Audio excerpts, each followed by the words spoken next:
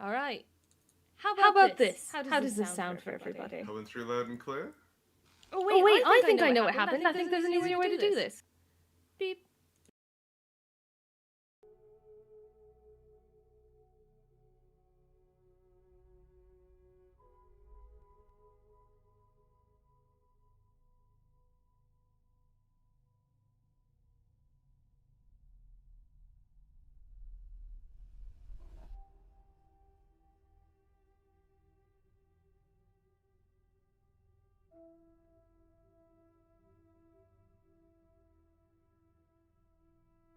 How about now?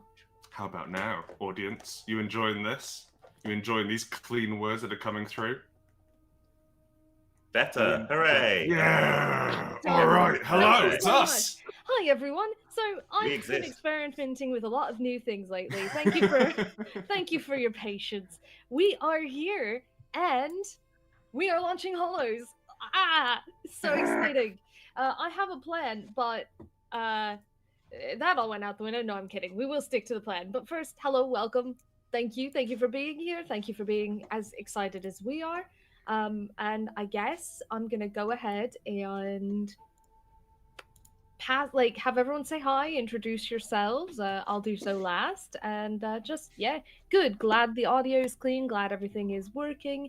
We've got some really quiet background music. I don't even know if you can hear it, but just let us know if at any point it gets overwhelming or you have trouble with cross audio. So thank you so much. Great to be here. I'm CJ, by the way, but I'll do my introduction after we pass it around. Let's start to my left. Grant. Hello. My name is Grant Howard. I wrote Hollows with Chris Taylor, who is too ill and mysterious to appear on live streams. But I am the author, and I've run probably more games of it than anyone else at this point. But a close second is Chan, who may be on my left or right. Yes, on your left, I believe. Hello, I'm Chant Evans, he or they, and I'm. Oh yeah, him. Sorry, go ahead. And I'm the producer for Hollows, which means I do a lot of cheerleading and spreadsheet managing and telling Grant and Mina that they're very, very clever. Thank you. Over to Mina. Yes, I am Minerva McJander, coming to you live from sunny Albuquerque, New Mexico, where it is very early. And yeah, I do the graphic design, the layout design, the visual art direction stuff, the font picking, the things that make the aesthetics work.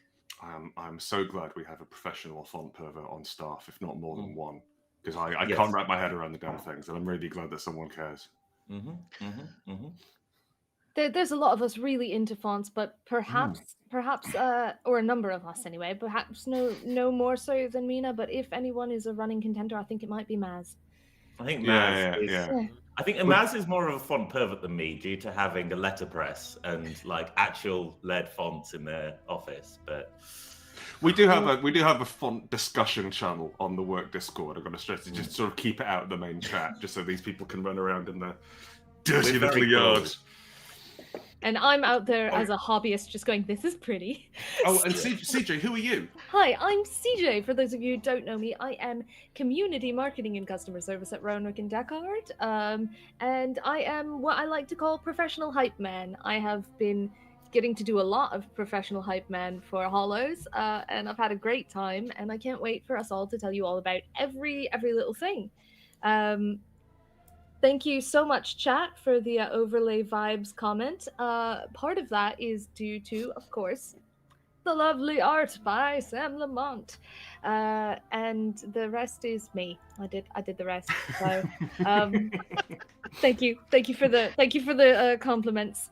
I will do my best to keep up with chat, folks. And when appropriate, we will answer verbally, and when inappropriate, we will also. No, I'll type it. It'll be fine. So. Let's jump right into it. Let's talk about Hollows, huh? I have a number of different things that I wanted to ask you all to talk about. But the first thing is, can one of you give me sort of the quick introduction to Hollows? What is Hollows? Yeah, sure. I'll do that. So Hollows has been in development for about, 3 years. 4 if you squint. 7 if you take your glasses off and use your imagination. And it is a monster hunting game. Chris and I decided we wanted to write a game about hunting monsters a long, long time ago.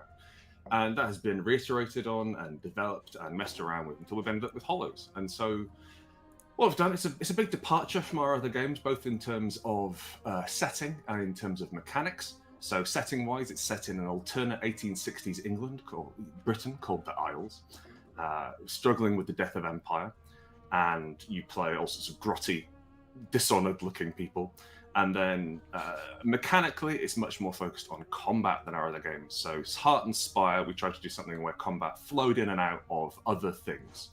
And there's a far greater divide between the exploration, which is out of combat, running around doing things, climbing trees, kicking people out of windows, and then the entity fights, which is our boss fights. And so our boss fights are where the mechanics of the game really come in, and we have this fascinating tactical map which abstracts an awful lot of the difficult positioning and measuring you'd need in a traditional combat tabletop game. And fluff-wise, the Isles are riven by horrible monsters on the edge of reality, called the Malignancies, which are infecting the most broken and desperate and evil people. And you play groups of hunters, people who are also broken and desperate and maybe a little bit evil. And you descend into these people's other worlds and kick the tar out of their personal demons and maybe make the world better a little bit. But you get to do it by fighting big monsters with cool weapons. And isn't that what we all want? Crucially, either Grant or CJ, and I'm not sure who, at some point said, Hollows, inspired by Bloodborne, Silent Hill, and Chronic Depression. And you know what? Yeah. Yeah, it's what if you got so depressed you got superpowers, which has been an ongoing dream of mine. Because depression has only ever limited my potential. And what if it made me into a kind of gun wizard? That I think that particular one-liner came out of when we were when the two of us were bashing heads together on writing how do we describe Hollows in little ways that we can put out into the universe. So that's probably my favorite one that came out of that. Crushing depression. Yeah.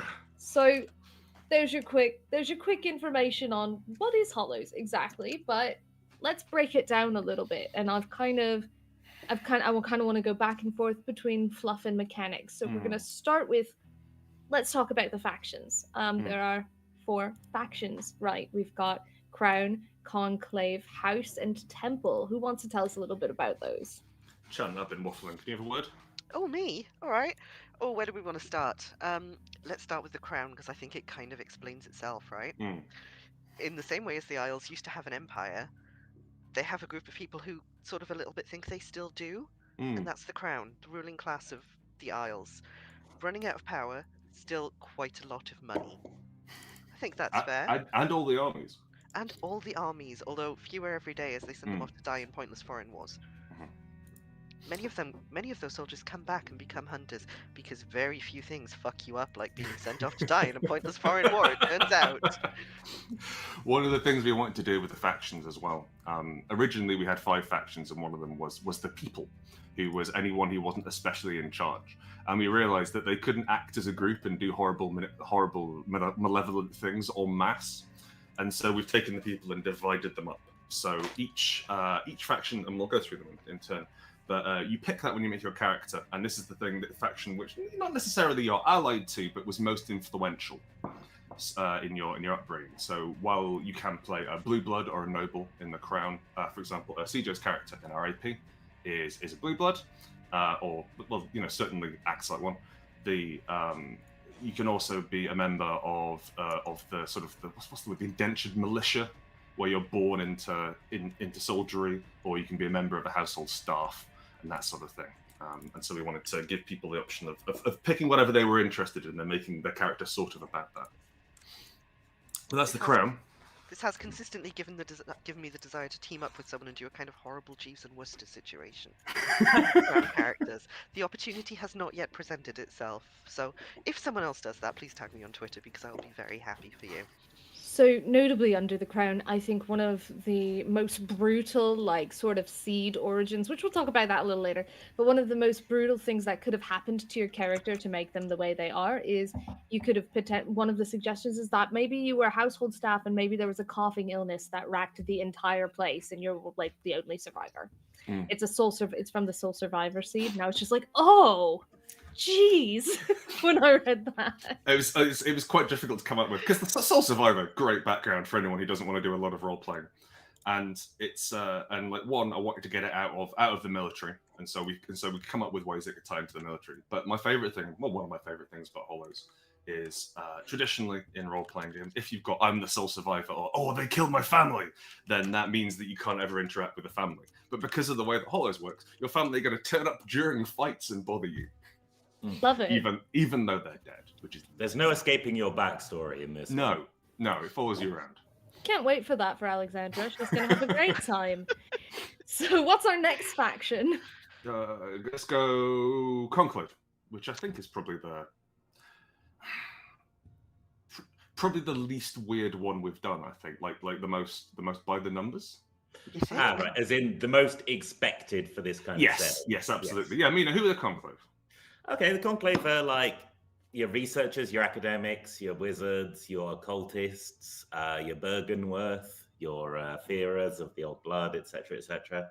Yeah, it's very much the Bloodborne class. If you want to. Yeah, they're your plague doctors. They're the people who they're like the Academy of Arts and Sciences. Ooh.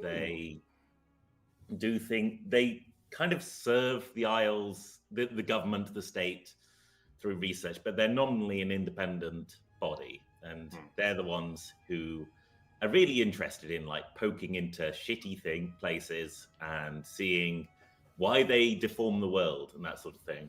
Kind of most likely to intentionally create a hollow. Oh yeah, they have several already. Yeah. Yes. Oh yeah. Like one of the things which we want to do with the Conclave but one of the things we want to establish with the fiction, and Chris was quite keen to push for this, was that hollows are a recent phenomenon in our fiction. They've not been knocking around for hundreds and hundreds of years. Something happened about 50 years ago, and now everything's gone to shit. And so I quite like the idea of even these ancient secret societies, like, oh, what's that? Oh, let's have a go on it. As opposed to, oh, we know everything about hollows. Oh, yeah. Like it's all still experimental and weird. I like the idea that this fully breathed new life into the Conclave. Oh my God, absolutely, they've had their moment yeah. of angel languages and all of that stuff a couple of hundred years ago, and now they've gone, ooh, boils in reality. Let's land some. It's basically what if you did 40k via Jonathan Strange and Mr. Norrell. Pretty much. So I think one of the fun things about the Conclave is that just like when you play someone allied to the crown, you don't have to play someone who's a member of a former royal family or a noble person. You can just play Frankenstein's monster as part of the Conclave. It's the scientists, it's the magicians, and it's all of the things they create to do their bidding. And if you've played the Quick Start, I think there's a created character in there. Experiment, yeah. Yeah. Elaine in the AP is playing Rosie, based on Rosie the Riveter, who is one of the hundreds of Rosies who escaped from her hollow and is sort of running on golden retriever rules, but also murders things with hammers. It's a nice sort of refreshing Watson angle you can take, I think. Oh, what's this? A dog? Are all the dogs supposed to be the size of horses? No, Rosie. No, it's excellent, and it really is sort of a Watson role to Chance Merlin Graves, who's also a member of the Conclave. It's like, Mr. Merlin, is this what this is supposed to do? Like, it's just so cute. I love Rosie. It's incredibly difficult because I don't want to break Rosie's innocence. I don't want to pollute this beautiful attitude. Yeah, I really like the way. Be happy exploring a hollow. The only way we could get an innocent character was to have someone who was born 4 to 6 months ago. Yeah.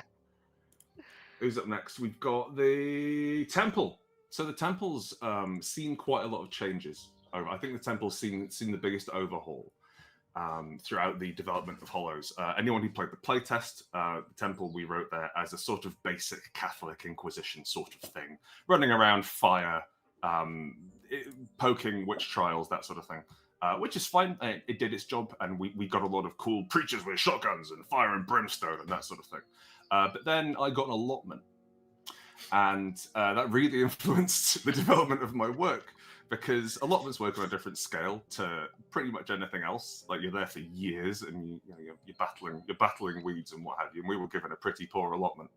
But, I'm glad to get one, Sheffield Council, but it was still kind of a bum deal. Anyway, point being, I really got into compost and worms and rotting materials and like taking things that you don't want and then rendering them down to something cool.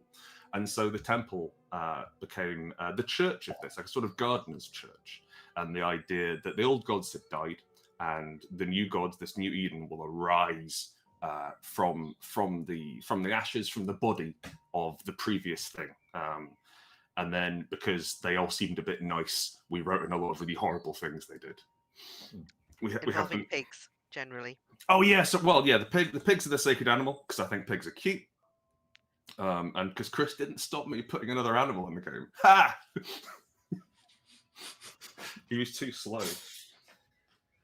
Well, we put pigs in as sacred animals, so you get big swine herd, like big herds of swine wandering around. We've got horrible like expansion list ideas where they sort of roll into a church of the old faith, kill everyone, burn it down, build a new church on top, don't tell anyone, that sort of thing. So that's fun. Feed all the old people to the pigs. Absolutely. Logan's Run rules.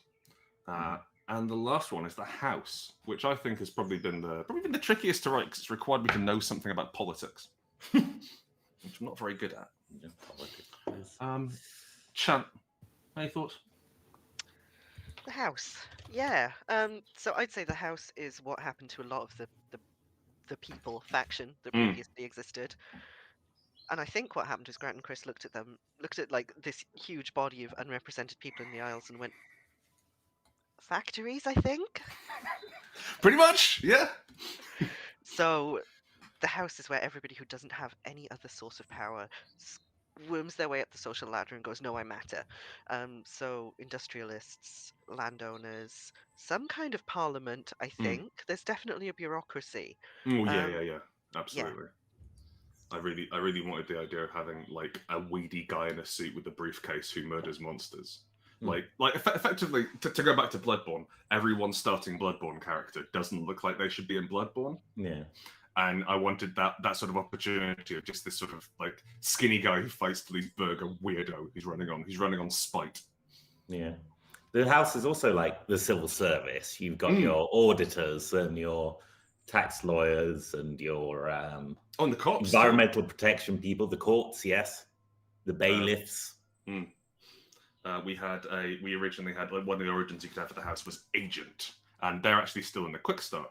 And the agent was sort of like I think they were tasked with extracting taxes from people who were big enough to own multiple factories but not big enough to pay tax. And we realized that was kind of cool. So we actually got rid of the cool cop class and downgraded it to militia. So now you have like a spear and yell at people outside pubs. Hooray! You may be sensing some of the ways in which Roanoke and Deckard encounter law enforcement. So you used to, and then and now you're better. We Now can't make cops you yell too at 20-foot cool. wolves. There you go. Yeah, that was a pretty comprehensive summary of the factions. Thanks, folks. That's going to lead us into a more mechanical side of things, and that is, how does it play? Well, a bit like Blackjack. Yeah, deliciously. It runs like, if anyone's played Unbound, which almost no one has, and I don't blame you. We didn't put a setting in it, and that means that no one bought it. But Unbound was the second game that we ever put out, and Unbound was a completely what's the word? Generic, I suppose, role-playing game without any setting in it. And the idea is that you build the setting as you go through, and you make the world, you make your characters, you make the baddie, you make the plot, and it's all very exciting. And that had this really sort of pared down thing, which we wanted to try and come up with a way of doing cinematic action, which cinematic tactical action, which was the thing. So we wanted to have things which didn't get bogged down in measuring, your GURPS, logarithmic tables, and what have you, but wasn't just I walk forward and hit the guy over and over, which is an awful lot of role-playing games devolved to that.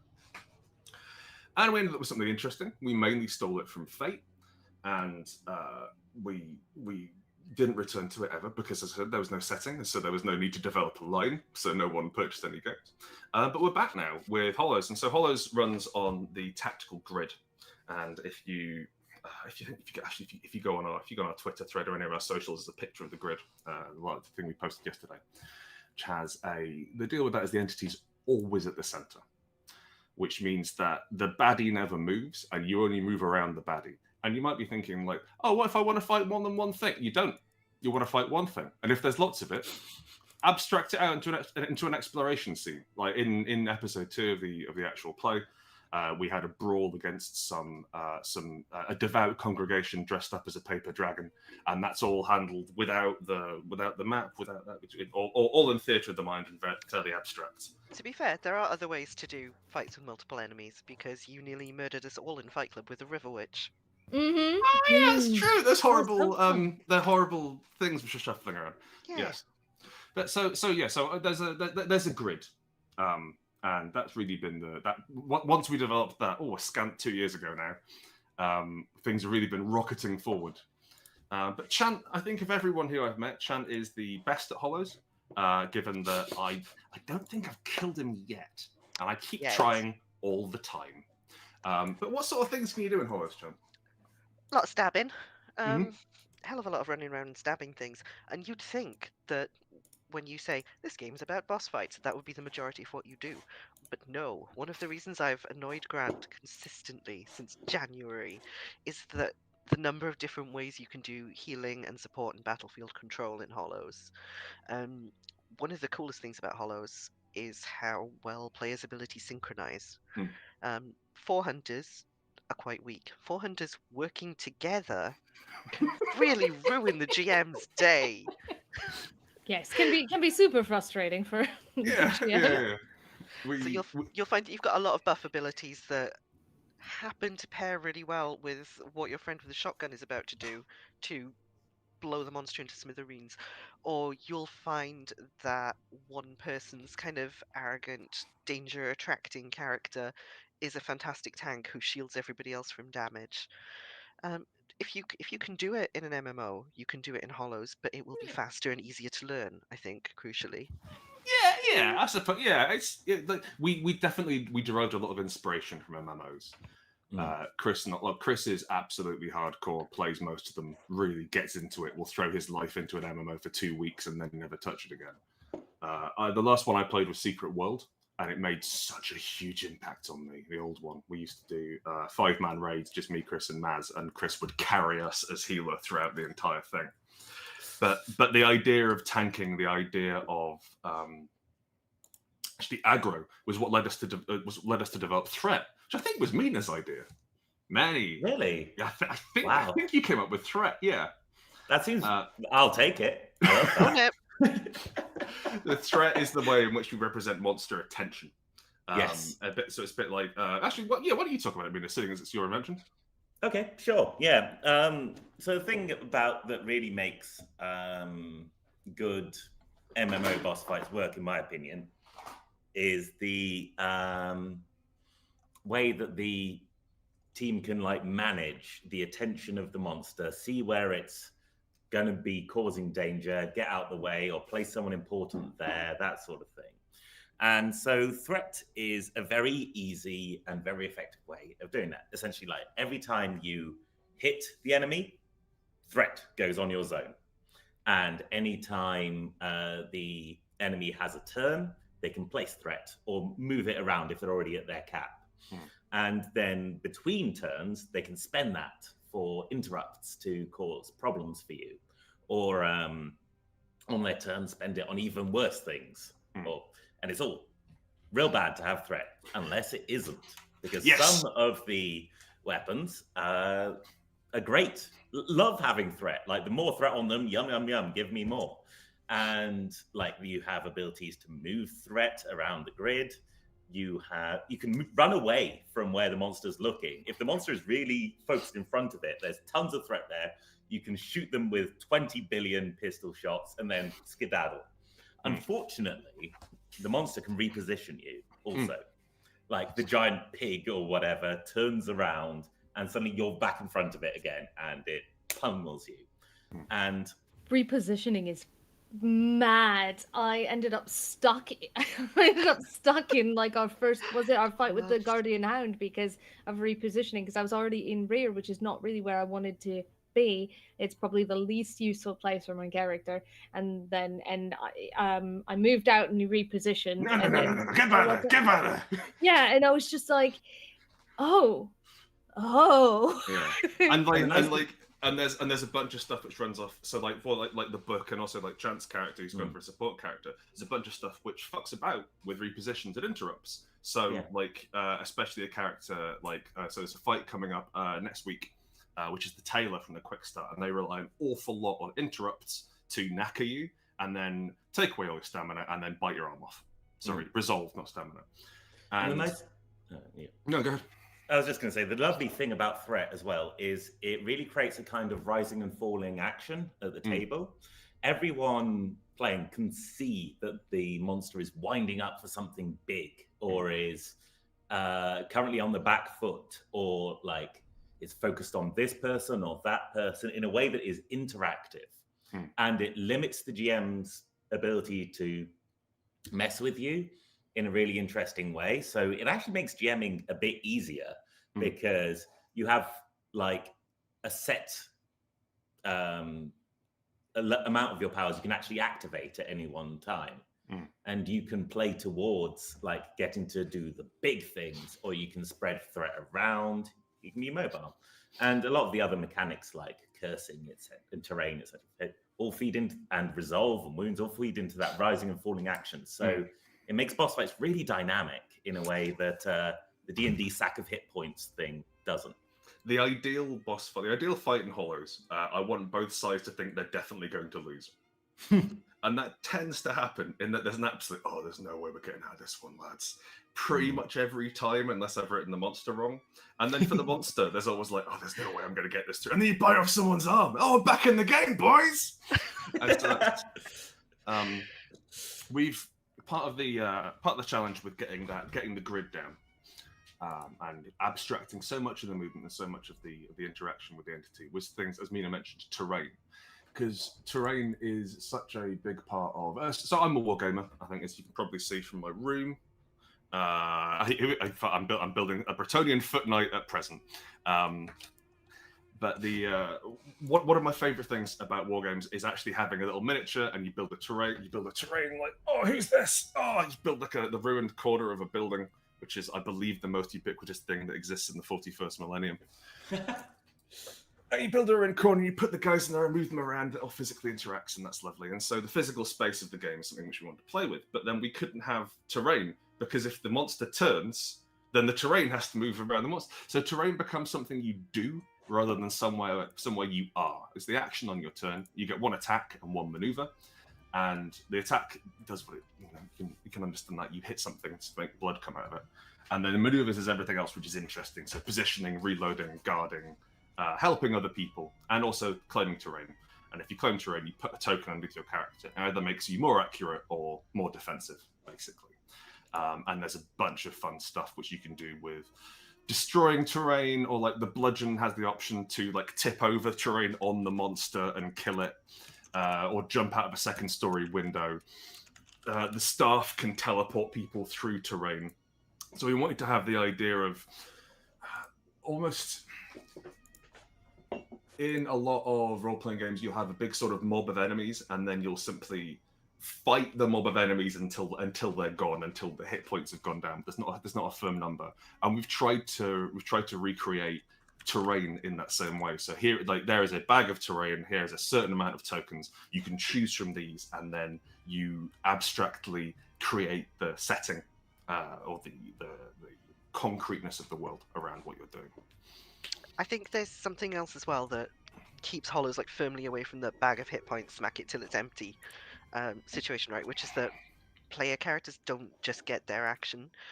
Depending on how you set your builds, you can quite often get yourself neat little tricks that key off stuff other people do, or stuff that the GM does with the monster. Yeah, so sure. It'll try, So it'll try and hit you, and it'll try and hit your friend, and you throw yourself in front of them, shield out, soak up that damage, and then perform 3 healing actions at the same time, and then Grant throws something at the screen, usually.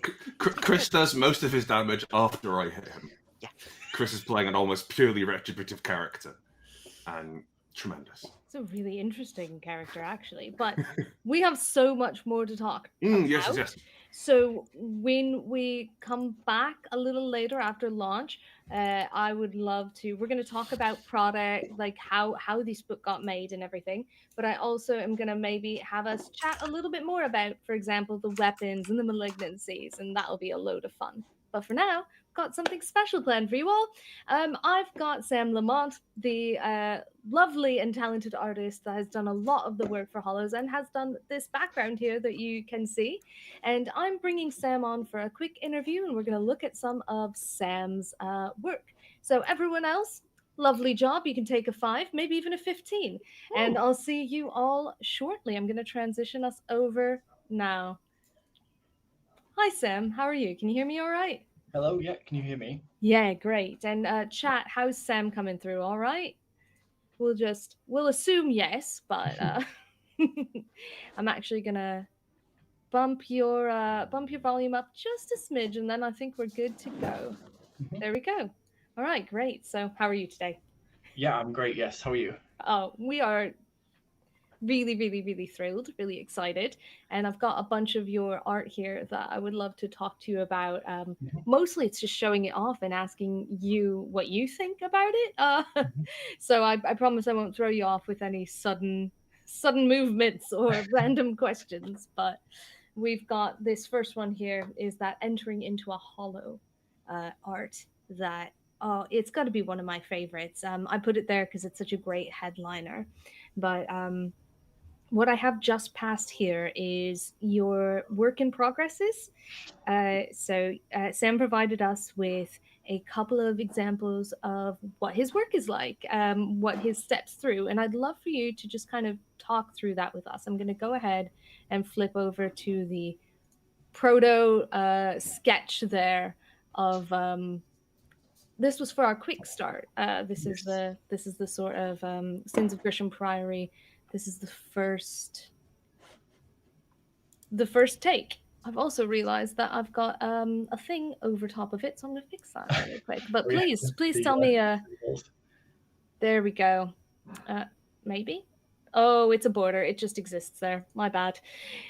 Well, other than that, it's going off without a hitch. So actually, no, I can fix this. Done. All right, now we can see the whole beautiful piece. This I can see is sort of your concept sketch. Can you tell us a little bit about that? Yeah, so basically the way I work is mostly in Blender, so it's like a 3D process. But I always try and start with a scribble or a doodle or whatever based on the brief. So with this one, the brief was, a hunter has just entered into the hollow, the Grisham Priory. And they're looking over at it and seeing like all of the malignancy and the entities and stuff in the background, like looming in the background. So this is a double page spread, so like the focus to be on the right, enough space at the top for the titles and whatnot. And then after this gets approved, and then go to the next stage, which is doing like a rough blocking 3D. So so this, I could talk a little bit about the process that I did with the rest of the illustrations. So basically tried to approach it like I was doing concept art for a film or game. So everything was sort of modular. So I'd build kind of a weapon on its own, and then you could have that be an illustration. The hunter, and you could equip the hunter with that weapon, and then that could be an illustration. And then you can then use that hunter in other illustrations as well. So this hunter here is actually the temple hunter. So I got to use them, 2 or 3 times in multiple illustrations. And we'll actually see him later as well, because I've got your art of the temple hunter in there as well. So you'll get to see that little dude over there. You get to see him in full flesh later on as well. So we've got that render there, which is really, really cool. And you say so a lot of this is all individual that you can kind of move to other pieces as well once you've rendered it. Yeah, so it's the same with the sort of the temple in the background there, the conservatory temple. So that was actually built for the for the temple as well, for their faction, like a kind of building to represent them. And so that is also appears in another illustration or a couple of other illustrations. Which we will be showing you for sure. I love it. Lends to a sort of narrative consistency as well with all of the pieces, because you're like, oh yeah, that's the temple, that's the, you know, temple's place, that's the temple's hunter, that's the, you know, and you just kind of, so that's a really, really fascinating way to go about it. That's awesome. I'm going to move us on to the next step here. Yeah. Gorgeous, already gorgeous. The fact that this isn't the finished piece just blows me out of the water. But if you want to tell me a little bit about that next step. Yeah, so this is once I've then textured everything. So I try and texture everything very loosely and roughly, very poorly for like how you would do it if you were actually building 3D for, you know, if you were using it in an animation or anything like that. I try and make it look quite painterly before it comes out of the, you know, when it comes out of the render, so that I have like less work to do in Photoshop. But yeah, this is basically what I get out of Blender once I've textured it up. And then basically just take it into Photoshop and just paint the hell out of it for like multiple days. I love, even on this version, I absolutely love the, one of my favorite things about your art, there's a lot, but I really love how you work with lighting and colors in regard to the lighting. I think it's fantastic. And you can see even just around the way this, the greenhouse and all of that is glowing pretty much and emitting its own light, but the light also seems to come from the sky. Like, I think that's great. Yeah, one of my favorite things to do with the 3D program is that you can just spend hours just like moving the lights around and getting something that you really like. But yeah. Well, you've definitely got something I really like too. I think you've achieved something amazing with that. I'm going to bring us on to the last piece of that 4-part WIP there, and you can see what the finished product looks like.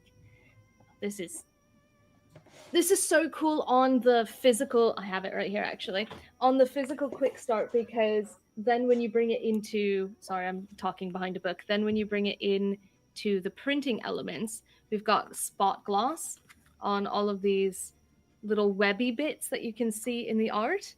So it just, I think that's also a really cool thing, is that the way that your art lends to being like, we'll highlight this, we'll do something tactile here.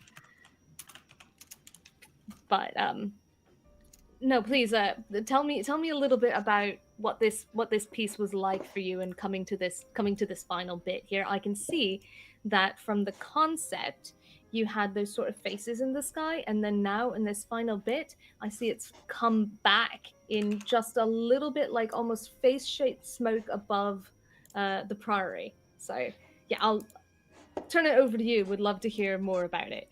Yeah, so yeah, with the initial sketch, so the entities kind of hovering, like looming over it.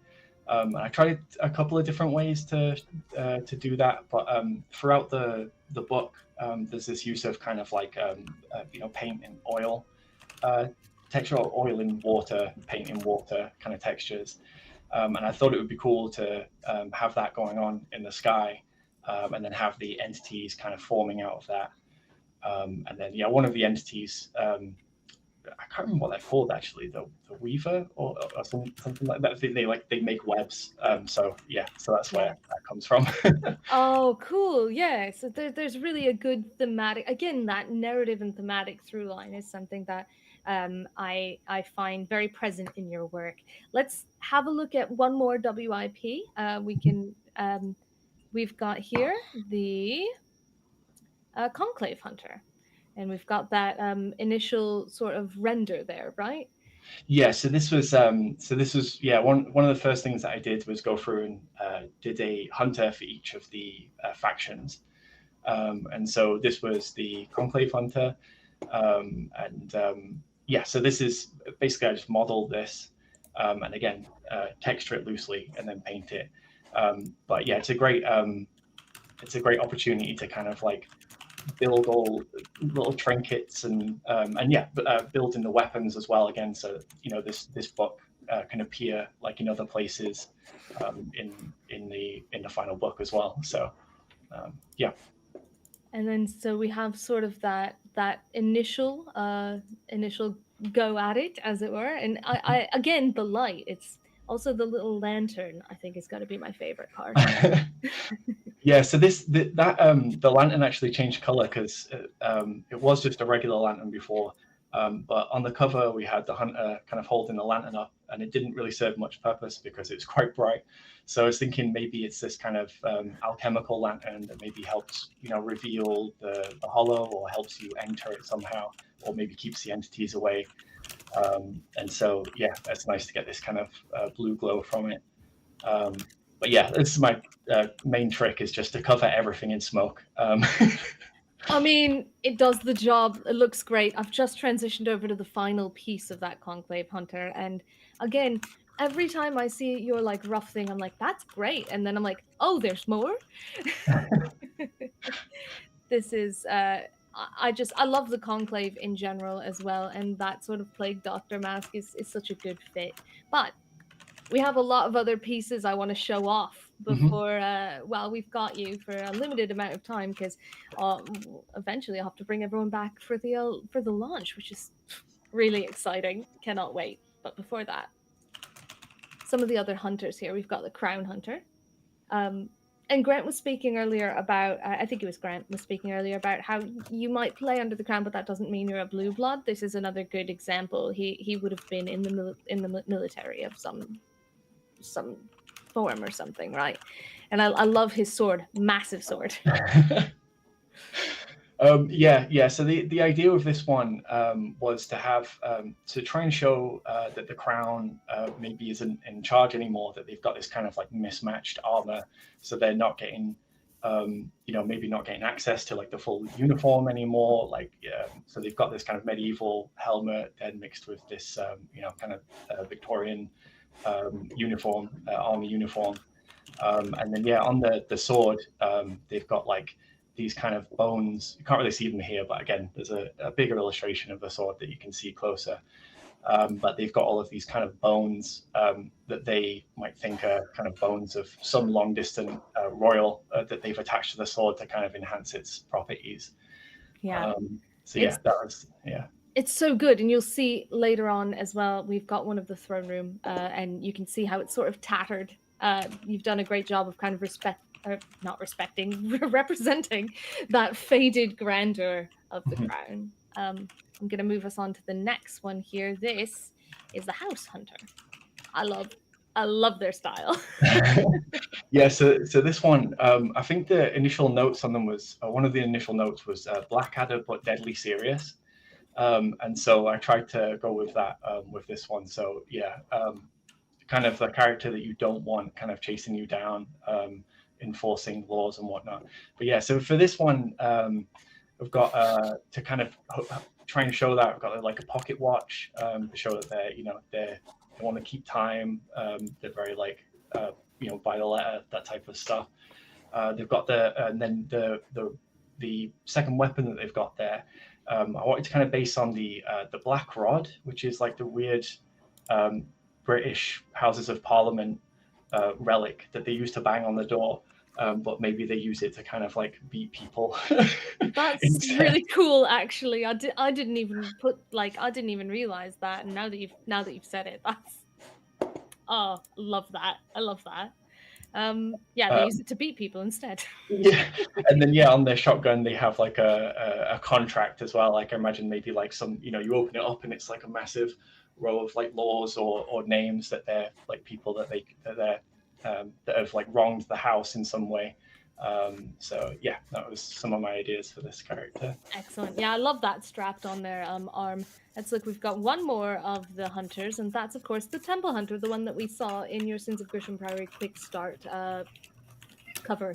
So, and you can also see in the background is that same greenhouse. So, yes. Like we said, that sort of through line. Love it. So this one was based on there's an artist called William Strang from it's a Victorian artist who did a series of illustrations. This one is called the one that I based this on is called His Timber Staff, which just depicts this pig farmer essentially in this same kind of costume, and I thought that would be a good fit for the temple, and then some other things. It's got sort of like a pick, a hoop pick for tending to the pigs, and then around his neck, it's got like a little kind of brooch that's filled with soil and seeds. So precious soil and seeds that they can take with them. So again, just trying to like reinforce the ideas of the various factions through the things that they have on them, little trinkets. I think you've done an amazing job with that.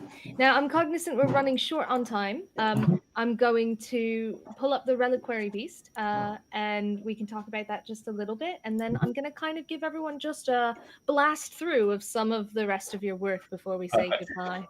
So we've got the Reliquary Beast here. Yeah, so this one was a fun back and forth because in some of the so in the house and also in the crown kind of throne room, there's these reliquary beasts on the floor, and I thought it would be cool if they were kind of like some sort of tie to their power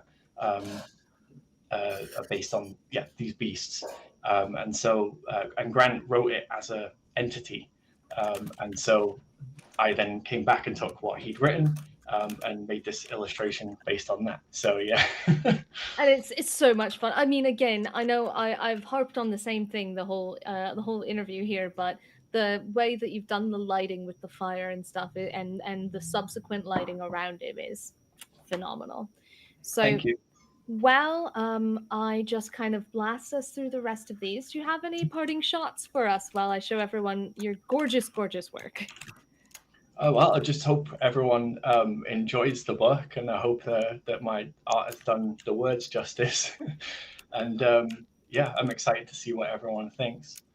Definitely. So there's the reliquary beasts, and again in the House kind of Parliament area as well. Yes. Yeah, we've got a little bit of leftover, not leftover, pulled through bits from everything else here. We've got the crown and then the house.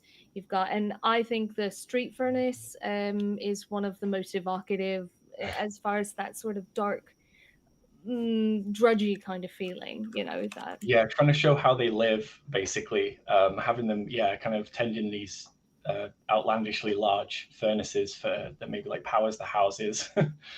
Yeah. Oof. And I've taken you through also the temple here, and I've ended on one of my favorites, just really fond of it. Love the whole vibes, is Warren Street. I mean, I have so many favorites, but I've used that as a background for our actual play, and every time I've had to pull myself away from using it for everything because there's so much other gorgeous art, but it's a beautiful piece. Thank you.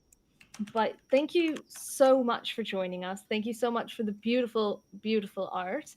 And everyone, like, keep your eyes.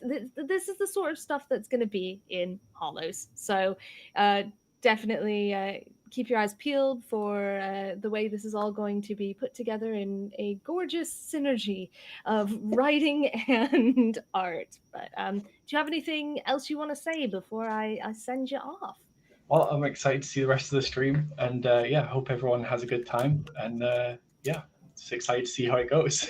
Amazing. Thank you so much for joining us, Sam. It's been a pleasure. Thank you very much. Yeah, we'll see you soon. See you soon. Bye. And we're back. Hello. Hi, folks. So I got a little.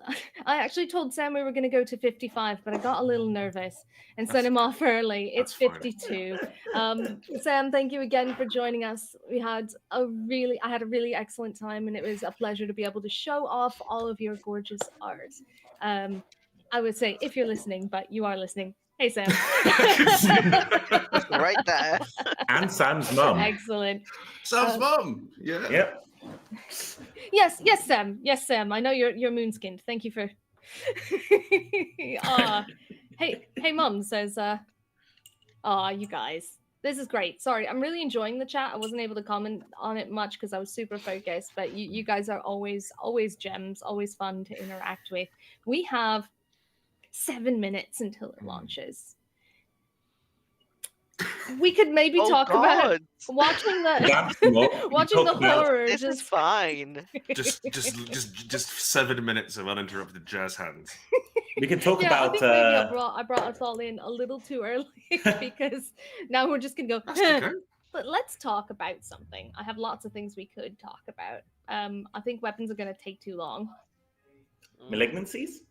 Talk about malignancies. Yeah, Let's 1 talk about minute per malignancies. Let's There do we it. go. So malignancies in the last 5 minutes, malignancies are the baddies of Hollows. They are the phrase I've used is that they're these rotten, blind idiot gods pushed up against the walls of reality like hot frogs spawn in a brown paper bag. And I think that's probably the most evocative way you can describe them. They are not quite gods, but more just sort of very, very sharp desires.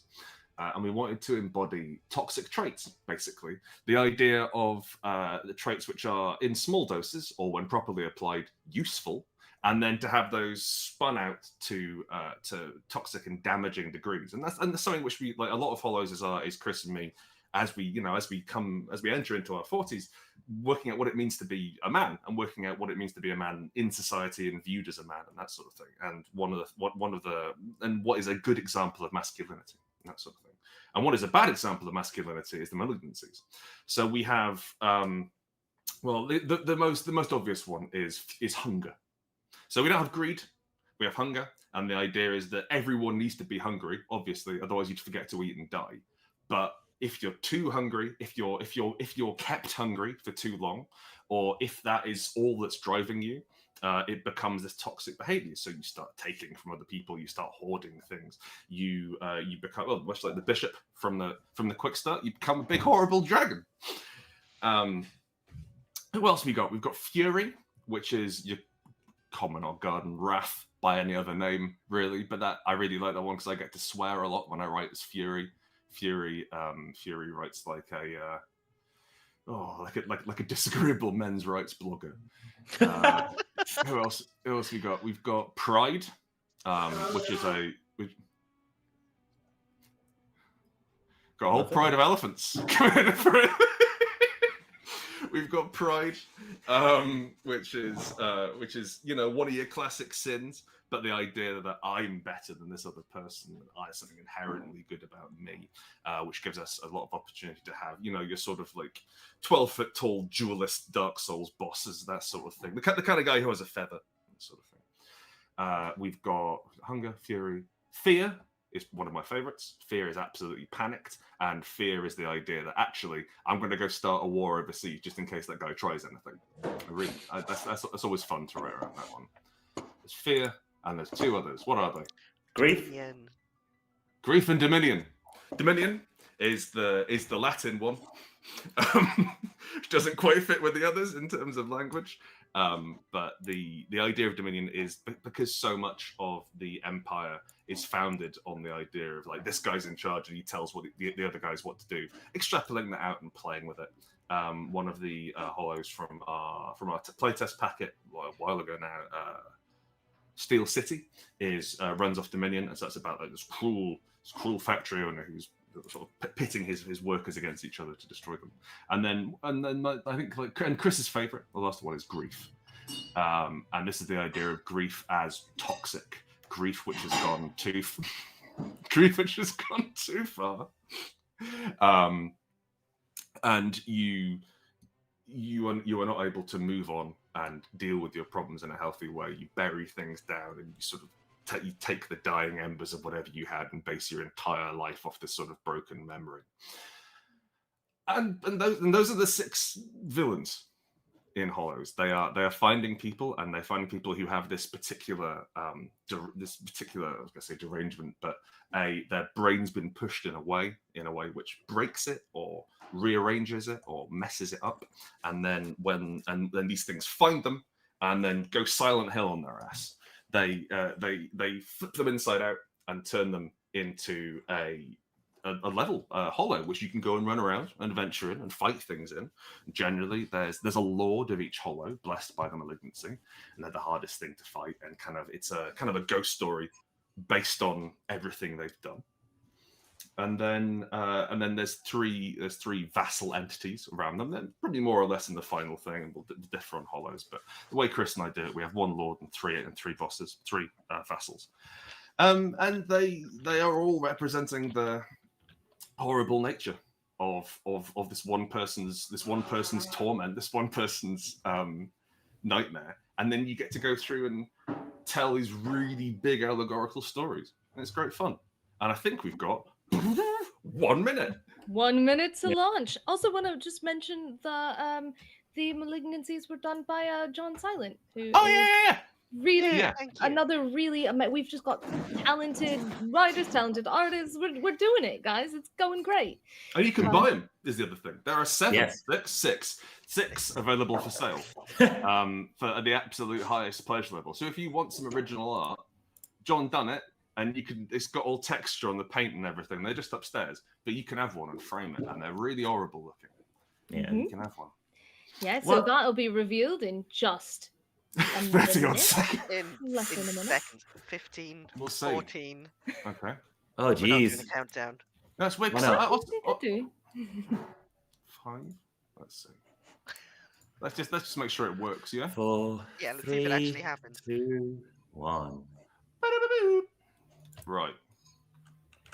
Well, I hope it's worked because I've just linked those folks who are in Twitch and YouTube to that backer page. So let's see. Yep, are we live? We're I think live. we're live. Thank God. Okay. It's real. We're all It working. happened.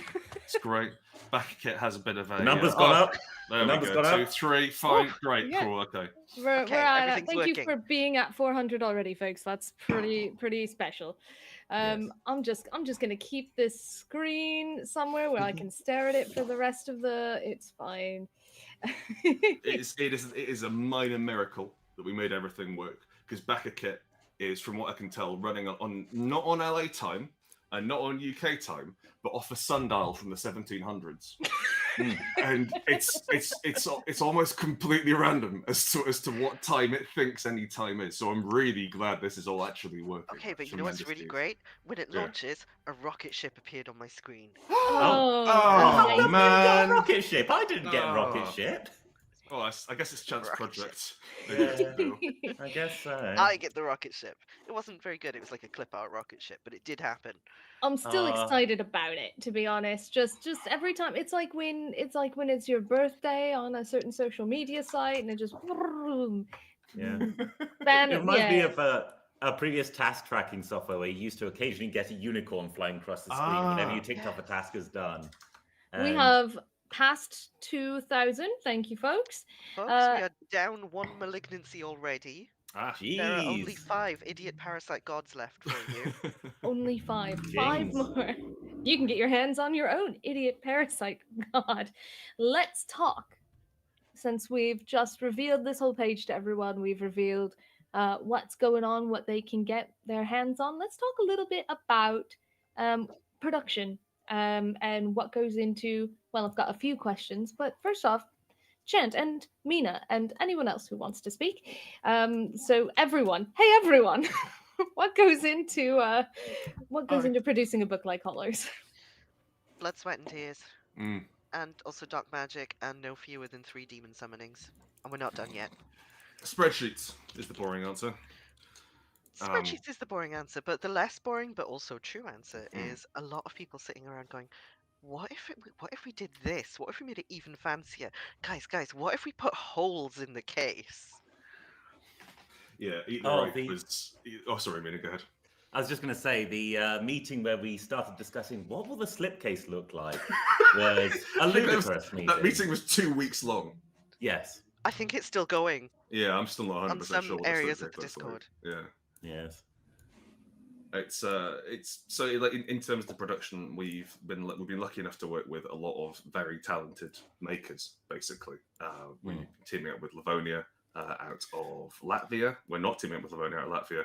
Okay, well we're teaming up with some very talented makers. I don't know who the fuck they are, but we're printing some gorgeous books, and we're having. We can also. I think this is kind of the first time we're showing off the component kit as well. Mm, Because we wanted part of what we learned with Eat the Reich, and with especially with some of the redesigns that we've been doing on Heart, is the idea of something which is like luxurious, which is like, oh, okay, well, like if you want to, you can have the cheap version, and it's not it's a luxury product, it's still not super cheap, but you can have the cheap version, or if you want, you can have everything for it.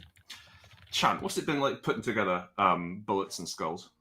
I'm not going to answer that. I'm going to go back and answer a different question that you didn't Please. ask. So the key part of the production process, right, is going, this is a really great game. What do we need to do to make it actually something people can play? Hello, person with a cold. Oh. So I'm I sorry wanted about this that. project a few months ago and found like chapters and chapters of really amazing manuscript and like lots of ideas about, it's got a tactical grid and it's, you put a monster on the tactical grid and then you move around it. And some more ideas about, we're going to need to find a way to represent that. And a lot of what production actually is, apart from managing spreadsheets, is going, how do we make something that looks cool but still makes the game approachable and accessible and ensures that you don't have to spend 200 quid to play it. So what we have done with the help of Grant and Chris's great design and Sam's stunning art and Mina's graphic design talents is make a single hardback book that you can use to play Hollows, that has all of your setting and all of your rules and everything that you'll need to print and play and model all of these components on the table. But then we've also made a box full of stuff. And the stuff is wood and board tokens, which have more of Sam's art on them, which is a good enough reason on their own to buy them. And an entity who I call Mr. Bitey, and nobody else will get on board with this. I've never heard that before, but now I'm on board. He is Mr. Bitey. He's chewing on his Yes, own tail. he's He's Mr. like a very Bitey, cute yes. Ouroboros thing. Anyway, buy the component kit for Mr. Bitey. He's very good. I've completely lost the plot now. Yeah, but the idea that as well as just having the basic level of Hollows, right, we want to enable you to have something beautiful that you own and that you can proudly display on a shelf and show to your friends and say, this is really cool, innit? Have a look at this. And then they go, oh yeah, that is really cool, let's play that. And crucially then half the job is done and you don't have to convince them to play Hollows because you've already got them playing with the toys. So There you go.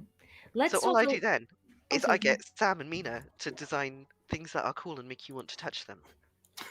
That's my job.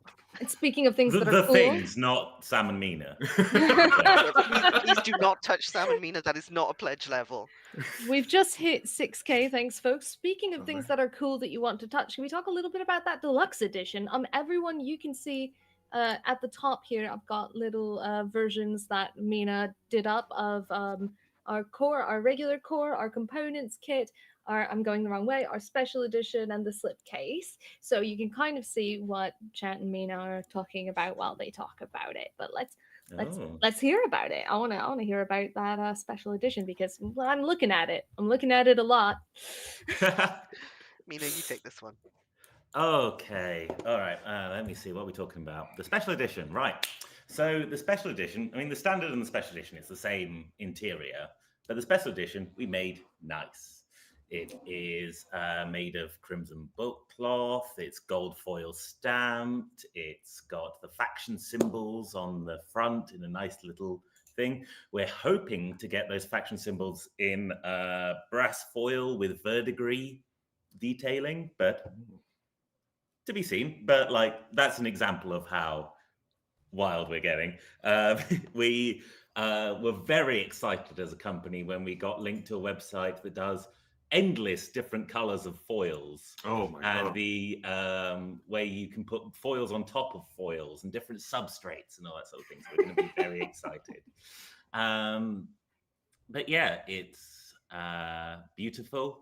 It's lovely. We're kind of hoping it will sit nicely alongside, for example, the Heart Special Edition with its lovely graphics and book cloth, and just look lovely on your shelf. Obviously, the standard edition will also look lovely on your everything's shelf. going to be nice. Yeah, It's all I mean, gorgeous. we've got that beautiful Sam Lamont art of the hunters facing down the Hollows entrance, the lovely logo, which is one of the most recent additions to the project, honestly. Yeah, came through last week. Came through last week, yeah. And it's got, and that will obviously have Spot UV on the logo to be all shiny. And we're probably going to do some Spot UV stuff on the actual art too, a bit like the spider webs on the Gresham Priory cover. That's from Sylvia at Mana Project Games, by the way. Did the logo, yes. Who did the logo? Mana Project are Italian publishing house who did the Cowboy Bebop RPG, and they've done a translation of Orkborg. I think they're on for Eat the Reich as well. And we like them. We like them a lot. And they have really good graphic designers, and so we hired them to do the logo, and it's pretty swish. Yeah. They're really swell folks. We've talked a little bit. Have we touched on the slipcase yet? Because that was quite a Not yet. Enough.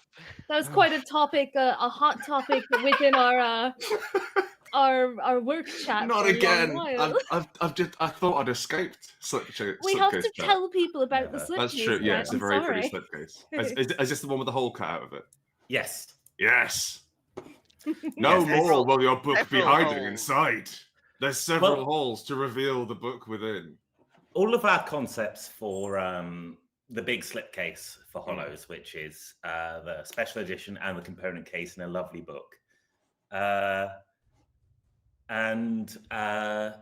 It's all of our concepts for that involved like some sort of revelation, some sort of opening, some sort of exterior that gives way to the interior, because that's the whole vibe of Hollows. It's going deeper in and uncovering.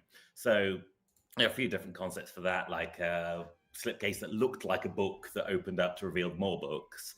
That was very expensive, however. What is beautiful, but slightly less expensive, is what we're doing now, which is a slipcase with holes cut through to reveal the interior. The idea is that the outer bit of the slipcase will be some kind of pastoral scene, a woodcut of the Isles, very much the kind of thing that the Victorians or have you would commission to show how lovely my domain is. And cut through that in the windows of the houses and in the smoke clouds of the factories and between the branches of the trees and in the mouths of the caves, a hole cut through to show the book itself. And the special edition of the book, I did not mention this before, but the back of it will have this swirling psychedelic teeth and claw and horrors filled pattern in gold foil that will just shine through. Colour of foil yet to be determined, through those holes and reveal the swirling we can run to darkness yellow. within. It'll definitely be at least yellow. Yes. Yeah. Well, maybe. We'll see. Maybe. We'll Maybe. see. I'm sure we'll be fine. Turquoise. Oh. We're really As excited a- about the idea of verdigris, if we can make that a real thing. God, I love a bit of verdigris. Mm-hmm. I'll As I'll take pictures of verdigris I find in town. As a Southwest girly, like turquoise and cyan and verdigris is very much what we're into down here. So Oh, is that what it is? yeah. There's a lot of turquoise around the sort of Grand Canyon area and that sort of thing. Isn't there like Sedona, Arizona, or something like that, where even the McDonald's like can't have McDonald colors? This is completely off the rails. Oh but yeah. It's excellent. They're turquoise instead of like red and so on. Yeah. But This has made me realise we very nearly do have McDonald's colours. Oh no. God. I'm so sorry. I said the Cross-promotion? word. Cross promotion. Sure. McDonald's Hollows. Mm. Totally Yeah. normal. Totally Free fine. milkshake with every dead entity you turn in. Rip out the rot at the heart of the Hamburglar. Hey, if Wendy's Yeah, cross-promotion, we Ronald, can, Ronald, if you're whatever. listening, I've got very few morals remaining. I'm happy now. Oh, I'm sorry. We're I not just doing Some that. morals. I a just few did morals. this. I think what I'm meant to be doing is No, it's fine. Hey. If we're talking, Get if we're it. talking people with money, right. yeah. How many of you in the chat there recognize this as the phone signal? I just need to know. But moving on. Not me. It looks like you're trying to hide yourself at a party. Yeah. Yeah, from that Well- damn clown. So here's our next question. Persistent investments. Everybody who wants to, what's your favorite part of the book? This is hard. There's so much, but pick one or two. It hasn't been out. It hasn't been released yet. My favorite bit. The thing which obviously because I'm cool, and I think we have the inside line because we're writing it. but my favorite thing I had is I was going through a pretty severe depressive episode last summer, and the way I could tell was my Hollows fiction really picked up for a bit, and I really started leaning into it. But it's the description of a Hollow finding someone, of a malignancy finding someone and then building a Hollow out of their madness. And I'm really happy with how evocative that's come over. In terms of like, it's broadly a description of a heavy depressive episode, but then you get not superpowers, but something happens at the end. I also really like the refuge. Part of what we struggled with within this is because we were really keen to establish a positive version of masculinity as well, and because masculinity is kind of the default in a lot of settings, it can be quite hard to examine, like, well, what's a good thing here and what is expressly masculine. And the closest we got in Victorian terms was having a big sing-song around the piano in a pub. And so the refuge, we updated it, and we had like, well, okay, you have a research room with a library, so you can find details on the things you're fighting. You have an armory, so you can make guns. And then we were like, what if you could buy a piano for it? And what if you could have like decent food or a garden where you could just sort of chill out? And the way you clear corruption in Hollows is through the revel action. And so you can spend money, a bit like The Sims, basically, making your treehouse nicer. So when you go and hang out with your mates, you're less likely to turn into a horrible parasite dimension yourself. It's quite nice, I think. I absolutely love So that. the message here is that we need to tidy our homes occasionally. Is that- Only if That you don't is- want to fall to Because corruption. I ain't doing it. Yeah, I mean, God, no. I mean, look, hey. I think we all love having a tidy home, but there's a challenge, isn't there? Tidying the home. Yes, it's a goddamn nightmare. I But, you am know, a maximalist. Yeah. I like that's things. that's very tidy. Yeah, that's tidy. It's There's organised. barely anything on the floor. Yeah, it's organized. There's just a lot of things. I just like a lot of things. Yeah. Yeah. I love the refuge. It's probably already one of my favorite bets as well, just because, well, you know, as I've said about 7,822 times on our AP so far, I'm a vibes player. I'm here for the vibes. I have horrible unmedicated ADHD, and I will ask you if my role is correct about 3 times a session, We'll get there. but I'm here and I'm enjoying it. Oh, you're definitely enthusiastic, and that counts for a lot. And I know, folks, just to let you know, like, I have bookmarked the page that tells me whether or not I've been successful. I've read it about 1 million times, but my brain goes, a number? No thanks. And so that's just the way it is. So I'm very much anything the flavor. I love the whole human element of the Yeah. game. It is very human. It's very, a bad thing happened to you and now you have superpowers. So anything that kind of has that, I love the fights. And I am someone who, so I'm a war gamer, but I'm someone who can get bored halfway through my war game. Oh, you like Civ? Oh, well, yeah, but I meant like, so I play like tabletop war games. Okay. Yeah. My favorite is Malifaux, but there's a whole number that I will sit down and I'll play with my little men and move them around. And if it's in person, I'm less likely to get bored halfway through. But I've certainly had a number of times where I'm like, oh, okay, I need a break. And I never feel that way with for me, combat is this sort of sweet spot where it's still a TTRPG, but it's got this tactical bit that is almost in some ways reminiscent of a tabletop war game, and that's something that really resonates with me as someone who does actually love war games but maybe doesn't have the attention span for one most days. So pairing, I love that, and it always keeps my attention, but I'm always still gonna gravitate towards those downtime bits, those, you know, we go to the refuge and we talk about why we're sad, and you know, that's just me. But I haven't heard yet, Mina or Chant, what your favorite parts of this game are. Yeah, Also, physical is also valid. I'm gonna throw one more thing in. I love that stacked faction symbol. Okay. Okay. I love the hollows themselves. That's my baby there. Like, my goal as a layout artist, aesthetics maven, whatever, is to make each Hollow feel, as you're reading it, like you're peeking into the horrible creature's mind. Large part of that comes from the art, which we get. There's a reason why we're planning on using a different artist for every Hollow, because like one of my key design goals for a Hollow is that they're kind of surrealist, they're kind of impressionistic. Everything inside a Hollow shouldn't look the same the second time you look at it, kind of thing, because it's someone's mind that you're journeying through. And just the way that light moves should be affected by their mind, you know? I also, you know, enjoy all the sort of things I can do with layout there, whether it's like making different kinds of maps, like this one's a blueprint and this one's a child's sketch and this one's a Victorian manor house sort of painting and that kind of thing, just to go by the ones we've done already. Things like the page backgrounds for each, done by my beautiful and wonderful and very talented wife, Arby, which I have to mention here. But like, you know, for what's that? Sorry, was that no, that was my other wife. Bea, okay, right. Okay. Save some wives for the rest of us, Mina. No.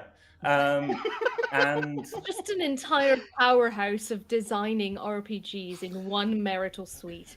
Like... Exactly.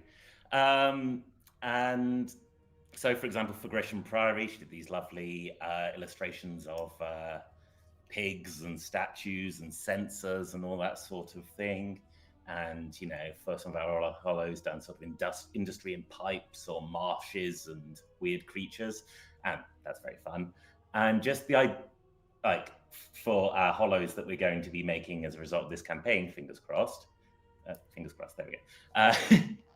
I'm very excited to go into some of the other printing techniques that we've experienced since making our last books. So things like transparency pages and different foils and different signatures and fold out pages. And I'm very excited to do whatever I can to make them look beautiful. And then Chant is going to hit me with a hammer when I go over budget. Chant is simply going to say, if you want the foil and you want the fold outs, we need big money, folks. Yeah. Big money, folks. Your cousins, your gaming group, your nan, your dog to all buy a copy of Hollows, please, so that we can put all of the foils on the things.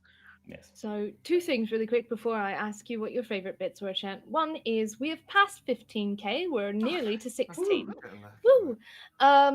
Also, I had a couple of questions specifically for you, Mina, that I think is now is probably the best part or the best time to do it, since we're talking a little bit about it already. My first question is, have you so far run up against any specific challenges figuring out the layout for Hollows? I think there's been a lot of back and forth, hasn't there? There's been a lot of back and forth. It's a very iterative process. That's how I tend to work. Is I like put something out and ask, you know, is this anything? And the group will get back and be like, oh, I love this bit, but not this bit, etc., etc. I think a large part of it came in when I realized that I wanted it to look smoky and weird, and found a lot of good smoke elements that work for me. And also I wanted to make the typography look good. So I spent a lot of time going through my different font specimen books, finding all the fonts I could that were cut in about the sort of 1800s, mid 1800s, and going through and seeing which of those were great. And turns out none of them were really what we wanted, but I found that did lead me to a bunch of good fonts that were more modern but had the vibe. Of course, like technology hadn't come along by that point, so all the fonts were like 3-4 foot tall. Exactly. All made out of pig iron. Yeah, I mean, I think the other major challenge for me, but it's a fun one, is getting all of the information for a given entity onto its page. Or onto its spread for the big ones. I really like what you did with those. I think it's fun. Yeah. We got a bit playful with those. Yeah, like that's the thing, is that like every entity page is custom. It's not fitting to a grid or a specific template or anything. It has to do whatever it needs to do to make the entity work. And if you look at the Grisham Priory Quick Start, for example, there's a lot of good examples of this. So for the tailor, for example, their stats are hidden within their web, in the little empty spaces of their spider web. For the pig vicar, the stats are placed on a hymn board, like you might see in a church, telling you what number in the hymnal to go to. So like little sort of placards on a slider. For the dragon bishop, the stats are following the curve of the snake and that kind of thing. And it's just a really fun opportunity for me to just go wild with it and go through all my vast reference libraries of stock art and elements and fonts and all that sort of thing, and just have a great time. It takes a lot of time, but it's well worth it, in my opinion. I think there's a balance to be struck between the readability and usability at the table and artistic integrity. And I think for this one, we've really pushed more towards artistic integrity, because this is not a board game. This is a role-playing game, and part of what you're expected to do as GM and players is fill in the blanks yourself. And so, like, a lot of the wording we've put in there is, requires a GM to make calls, because we have that opportunity. And I think that like, by effectively almost concealing the stats, or being playful and putting the stats in an interesting place, it's like no, pay attention, work, come along, and I quite like that. Also, like, I as a layout designer kind of view that as game design, as well, just much as the writing and all that stuff is. Like, my job is to teach the groups what to aim for, because a playgroup will always do like the last 10% of the game design for a game, really, because they have to do the interpreting of it. They have to turn it into a story at their table. You never buy a complete game. You always put something of yourself into it, which I love. That's one of the things I love about RPGs. Like, we make the sheet music and playgroups are the orchestra, And so a large part of what I do is trying to guide groups and saying, this is what you should be aiming for. This is the vibe you should be hitting. This is what it should feel like in play, so that when they're doing their improvising, they know what they're improvising towards. And so, the tailor is like scratchy and pointy, and the vicar is like ponderous and precise and all that sort of thing. And so there's a lot going on, and I don't know how much of it gets into the final product, but it's very satisfying to me. Thank you. Yeah, that's layout design is just such an intricate and fun and reiterative process, and it's so fun to watch you go through those stages as well. Chant, what are your favorite parts of the book? I'm a simple guy. I see a shotgun.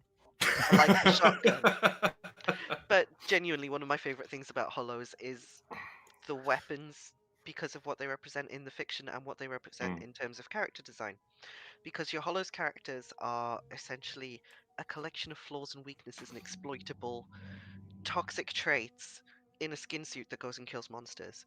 And we've talked, I think, a little bit about A Hunter's Seed, which is the worst day of their life, which is simultaneously their potential to become a Hollow and their motivation and the core of strength from which they fight Hollows.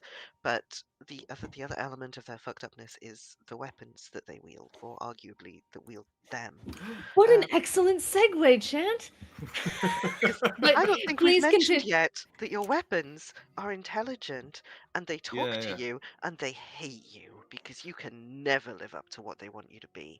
And if you're GMing Hollows, there is nothing more delightful than whispering to a player as their arrogant sword or their cowardly, failure obsessed knife, and saying, you're not doing this right.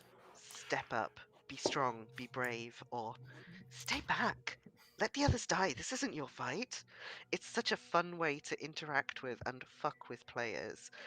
And also, as a player, it's really exciting that you have your hunter to deal with, but you also have the voices of these two weapons spurring you on and making you your worst self at the worst possible moments.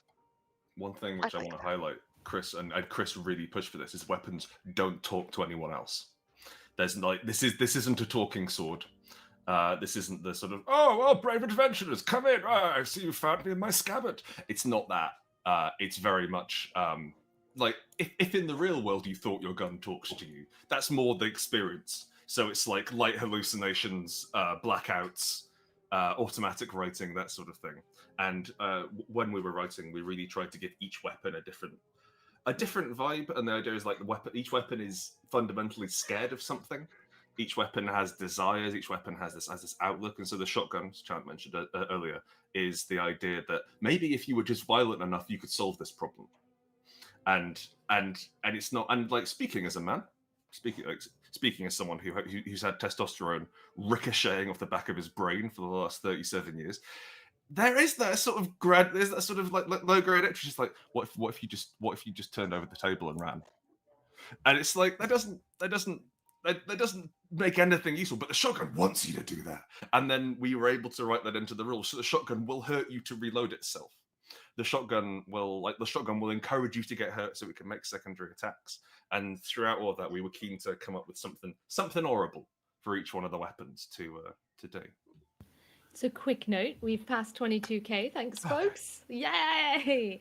We're not expecting to necessarily hit our goal by the end of the stream, as we're probably gonna be seeing ourselves out in about half an hour. If you want to try and get to 75k in half an hour, please, by all means. But I'm not going to judge you if we don't. It's fine. But let's talk a little bit more about some of these weapons. Hey, it seems like a really great. Unless was there anything else you wanted to say, Chant? I don't want to cut you off. Oh no, I was done raving about how great shotguns are. Brilliant. Well, in that case, let's talk about these weapons. We just talked about the shotgun, but there's a whole host of other ones, and you can see them all above the top of the screen here. Oh, tremendous. Let's see what we've got. Hang on. I think I've got... You got a lot there. 5, 6, 7, 8, 9. I think I'm missing one, maybe. Most of the gang's here. Yeah, I think so. I can't tell what's missing. Staff maybe. I think 2. I think I'm missing 2. So that's 2 versions of the sword there. Yeah, let's go through. So we've got the what should we start with? We talked about the shotgun. The shotgun is unpredictable and unpleasant and nasty to be around. The sword. Chant, you're using a sword in our AP. We wanted the sword to be to think of itself as a leader of men, a warrior. And we did that by having it attract attention. So the sword gives you an awful lot of ways in which you can help other people. It gives you a lot of, like, you can lead a charge, you can buff other people around you, you can enhance other people's attacks, but in exchange for making your sword do its thing, you put threat on your area, which is you waving it around like a prick. And there is, we wanted to sort of have the sword be the balance around, you're really useful to have around, you're really useful to stand next to. The longer we stand next to you, the more damage we take. Anything else you want to add to the sword, Chant? Seeing as you've been waving one around? I have been waving one around a lot. There is a very real sense in which you can envisage the weapons as a bunch of lads out on a stag night. The sword is the one who insisted everyone should commission a bunch of t-shirts with their names on and Jazza 2024. He's the one who's right in the front. He's the arrogant prick getting in people's faces and starting fights that don't need to be started. The sword's yelling, "Next pub!" every half hour, yeah. Yeah. No. That was my job for a while. This is fundamentally shifted how I view the weapons. Thanks, Chant. Not in a bad way. Just now, every so often, if I need a giggle, I can just imagine them as lads out on a stag do. So let's see who else we got on the stag do. We've got the rifle, and the rifle we want the rifle to be slow and thoughtful, and effectively kind of the wizard. In terms of like a blaster wizard in D&D terms. So they hang back, they're a bit rubbish up close, and they get huge benefits from standing still. And we figured like it wasn't very interesting to track this by having them like, oh, okay, well you can get benefits so you can actually get direct benefits for standing still. So what we did is we gave them an incentive to not do anything on their turn, and instead they focus. And when you focus, you get a little focus token, and you can spend that to roll with advantage on anything you're doing. So it's just a little way of if you're already in a good position, then you can get better at what you're doing by focusing.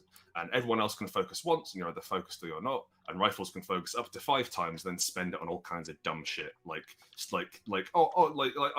you can spend focus 1 for 1 to reduce damage. You can increase your own output of damage, things like that. You can spend focus to make extra attacks. Once you hold a certain amount of focus, you can make more. You make more actions on your turn. And we want to have the idea of the rifle effectively taking half the fight to set up, and then being horrible for everyone who messes with it. And then from the fiction of that, we wanted to tie into the idea of empire and the idea that like the rifle built the empire. The rifle is in charge. The rifle knows what's going on, and it is the master of its domain. The idea is the rifle is the most colonialist weapon, and we wanted to underpin that by the fact it doesn't work unless you have a supply line. Because you can't really break a bludgeon unless you hit someone with it too hard. But a rifle, you can get sand in a rifle and it stops working. And so to play with the fragility of that was quite fun. And I think the way we've got that is if your character breaks, if they lose all their resolve, they lose all their focus. So try not to get hit in that way. We've got what else we got? We've got the book. We've got the bludgeon. You knocked around the bludgeon for a bit, didn't you? That was horrible. Oh, yeah. I couldn't do fuck all to you. Oh, it was lovely. Oh yeah, I had a combination bludgeon staff that was just a huge tree trunk. Take 2 shillelaghs into the shower. I hit people with it, and it also grew vines around me that kept me from dying, and it was beautiful. The bludgeon is our sort of alpha male toxic masculinity. We want to have you're the best. You need protein shakes. You need a shirt which shows off your arms. You need to you need to delete Facebook, lawyer up, and stop calling a man. You're everything you need to be. You're the perfect machine, because it's the simplest of the weapons. It's something heavy on maybe a short stick. And we've related that in the rules by the way that bludgeons can't take cover in the same way as everyone else because they're too impatient and they don't want to be seen to be hiding. They can take cover and discard it to effectively teleport as they run off and sneak around. There are things you can do where it's like, well, you can no longer guard as a bludgeon. You can no longer catch your breath at a certain level of power, but every time you break something's legs, you heal. All the way up to when you have absolutely no resolve and you're restored to this bestial nightmarish state, you can spend threat like the entity can. And so you can take that raw dangerousness and turn it back on the entity. Quick note. Please, yeah. We've just passed 26,000. We are over a third of the way to our goal, guys. Okay, Thank you. Good. Okay, great. That back of train is still a rolling. We would hate it if we got to 75k on stream. That would suck. Please don't make us confront that. What?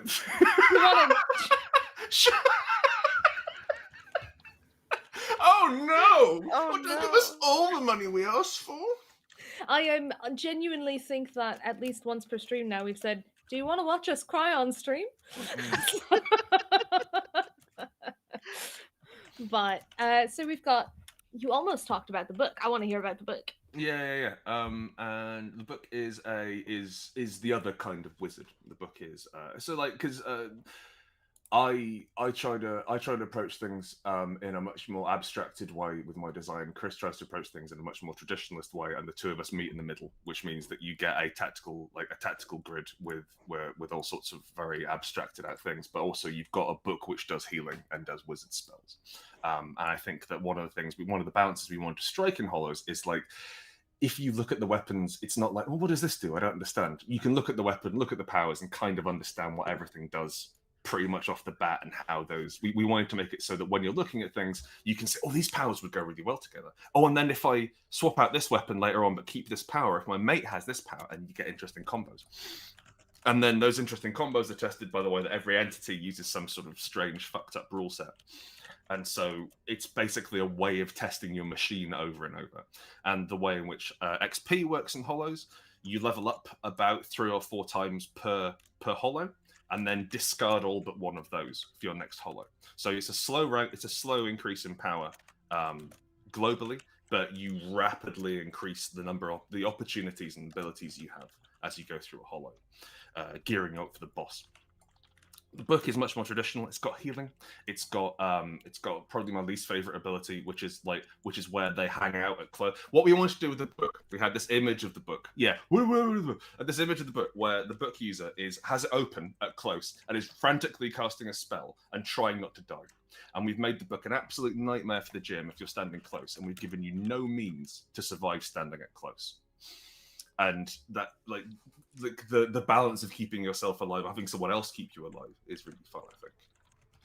Yeah, that's really fascinating. It's a, you know, without getting too much into it, that's an area I'm thinking of veering off for Alexandra, because somehow she always ends up right next to the entity. I think it's the bloodthirst.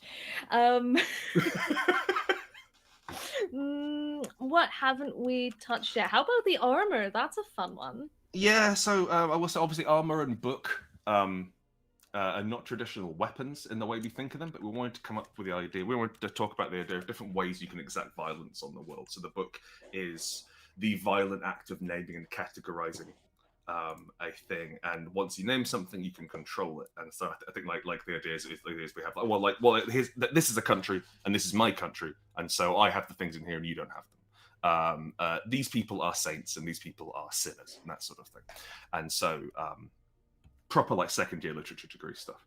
And the armor is the idea of the armor was, I think it was pretty much the last one we wrote, and like we went back and forth on it quite a while. We were trying to work out what the toxic traits were for it, and it's heavily inspired by, and I don't like saying this out loud, Andrew Tate, who was one of the most prominent shitheels our country has produced, and the way in which, like, I think like him and that sort of hyper masculine, hyper macho influencer who are very much living their lives in the public eye and very much like not the sort of stoic old-fashioned traditional view of masculinity where you go off and do something else in a different room and earn some goddamn money, but more like, no, I'm here, I can teach you, everyone else is a beta cuck loser, listen to me. And so the armor provides very little protection to its wearer. It's actually quite a good way of getting hurt. But what you want to do is the armor is stand up straight. Also, one thing we noticed, armor's expensive. Everyone wants to wear armor. No one wants to wear protective gear. That's just an apron. No one gives a shit about an apron. That's woman's stuff, mate. What you want is a nice metal hat. And it's expensive and it's valuable. And so you get there, you got your shiny armor. One of our armors is a coat. And that's just because it looks good. It provides no protection to you whatsoever. And so we wanted to have the idea of someone who stands up at the front is like, no, get behind me. I've got this. I'm better than you at this. And you can spin the armor however you like. And one of the fun things we've had with Rosie in the AP is that Rosie genuinely doesn't think she's better than everyone else. And the armor, like, I've come up with little voices for all of your weapons. And so the armor is like, no, like you're miles ahead of these people. You're only 6 months old. And you're already capable of kicking a dog to death, kicking a horse to death. Sorry. I think something that's interesting about Rosie and the way you've characterized her armor is that as she was Hollowborn, and now we're in a Hollow, so now the armor's whispering to her like, "You're better than all of these people. They couldn't last a day outside of a Hollow," and it's really it's evocative. Thank you. Yeah. Just wanted to real Taylor Swift stuff. Yeah, you wouldn't last an hour, etc. Who else we got? I've been waffling a long time. Chant. What haven't I spoken about yet? We've got the knife. We've got the staff. Spear. Oh, the spear. The spear is a good one. Because the spear is your first weapon, right? Your spear is your sort of primal. The spear is rage. Yeah. It's like it's civilization. The spear has divided us and them, and the spear keeps them out. And in Hollows, them is an entity, so it's really good at absorbing threat. And what we want to do with the spear is have them always spending too much resolve to bring the threat down to 0 and then get their arm eaten off. And it doesn't always work, but like one of the things we were really keen to do in Hollows as well is everything costs something. Usually, so either costs an action, or it costs resolve, or it costs a wound, or it's a one-use thing. And so it's less. Oh, I'll do this on my turn. It's more sort of, well, can I afford to spend this, and what's the balance? And then like, how far can you ride this until you run out of resource? At which point you just get eaten. And so the spear runs in that way. The spear is an excellent tank weapon just because it's good at eating threat. It's great at hanging out with threat and marmalizing things and spiking things in the side. What else we got? We've got 2 more. There's the staff. As Mina said, Mina had a staff. The staff summons its own pet terrain. Oh, the pistol. Pistol. Pistol is best weapon in the game because it's got unload. Unload is my favorite thing. You spend both your actions, you make 5 attacks, and then you really quickly realize that you shouldn't have made 5 attacks because you've got no means of healing or leaving the area, and you've got a bunch of threat on your area, and you're going to get eaten. But it's just like you can mitigate that if you're clever. And I think we ran a really nice game where I played, where I would run in and like make sure that the pistol user was able to reload and get in cover and do their thing, and then fuck off around the board again as a support character. And so, like, the pistol is what's the word? Imposter syndrome. Because pistol's not a real weapon. Like, it's like pistols are only really for killing humans. You don't take a pistol hunting. You don't take a pistol to war. You take a proper weapon as well. And so it's really nervous all the time that it's not good enough. Which was I think something which everyone in the business feels. We all struggle with that. And the final thing we haven't spoken about. So we've got knife. The knife is one of my absolute favorites because the knife is a horrible little bastard. Weaselly little shit it is. Horrible thing. The knife is an underdog complex and probably unearned. The idea that the reason I haven't succeeded up until now is because everyone's been set against me. I've done really well despite just because I'm an underdog. And if they ever realize actually they had a fair shot in life, they're just shit. That's they'd lose their mind. And so the idea of the knife we want is something which was perpetually running away. And like it can do a lot of its damage if it wounds. The creature starts bleeding. We've got a little token for this, and so once it starts bleeding, the actual bleeding effect isn't very interesting. But then you can ramp stuff on it with knife. And so for CJ's, for example, CJ's character has blood in the eyes. So the further they are away from the monster, the more threat they can move. And we envisage the idea of like shanking it and then trying to get as many moves as possible to get out of dodge so you don't get hurt. We've got things where you can just choose, like whenever threats placed in your area, you just leave. So it's very hard to pin down a knife user. And I think one of my favorite things they have is one where you carve, like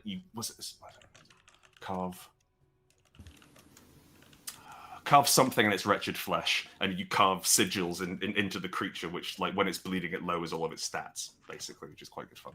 But I think that's all the weapons we've got. That's everything. Rifle, spear, shotgun. Yeah, look at we've done 10. Each of these has different tiers of weapons, different tiers of abilities. The tiers aren't necessarily more powerful. Tier 3 is more useful than tier 1, but we wanted to provide fundamentals with tier 1, interesting things with tier 2, and then absolutely broken, barely functional, turn the game upside down things with tier 3.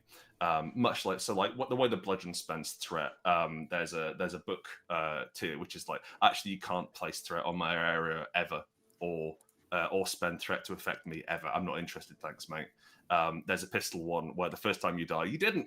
Up you get, and various tricks like that. The swords all have this cool sort of like I get a little benefit for a while, and then I can spend it for this cool, dramatic, everyone get behind me moment. And what we were really keen to do was just not make number go up, because number go up is fine, but there's a lot of balancing around that, and it doesn't especially interest me. And what I'd much rather have is, this combination is absolutely broken. This combination has we put together these 4 things, and against this particular enemy, dynamite. And that's much more fun than, the number's 17. I don't care if the number's 3 or 17. Like, I don't work in numbers bigger than about 5. I'm not really interested in it. The ADHD kicks in. I can't imagine more than 5. And speaking of numbers going up, we've just hit 30. Okay, good. We're ticking along, eh? Yeah, we're getting there. 30 all right, good. isn't it? I'll say that. Mm-hmm. Excellent, folks. Delightful. I have a really good. I don't know why I said that. That's not even remotely close to the sentence I was trying to say. I think you have a really good. I have a really good. Yeah. I have some questions for folks, and then I think that'll segue us beautifully into our last segment, which is Q&A. I've noted a few Q&A questions that just didn't have a good point to ask them while we were streaming, so I will fire those off. But first, I'm going to ask you my questions. We've touched on this a little bit, so this will probably be a bit of a brief answer. Grant, what drove you and Chris to write Hollows? Crushing depression. Great. Moving on. What was That's masculinity. It's the desire to. We've written story games for the last 6 years now, and Chris especially is much more trad in that way. And so having something which provides a tactical challenge, something which scratches that itch, I think we really want a game which has all of that juicy role playing, all of that fun characterization, all the sort of, okay, tell me what that looks like, describe how you do the thing, and the way in which you're sort of fucking about in someone's mind. And so you have some Psychonauts elements in there, and some Silent Hill, some Jacob Ladder, and some Puella Magidoka. I forget, is it Puella Magid? I forget what it's called. Puella Magi, Madoka, Man. And my next question was going to be, what were your touch points and main inspirations? So Bloodborne. If FromSoft want any money, there's little we could do. I have been told about a different hunting game. Oh, Chris Hunt has to stop Showdown. playing. Hunt Showdown. It's very similar to Hunt Showdown. Yeah, so the inspiration for it, thank you, Shani, forgot. The inspiration originally came from Hunt Showdown. Chris wanted to write a Wild West game where you couldn't die, broadly, and this happened. But Hunt Showdown is a Wild West game where you can die, but then get back up again.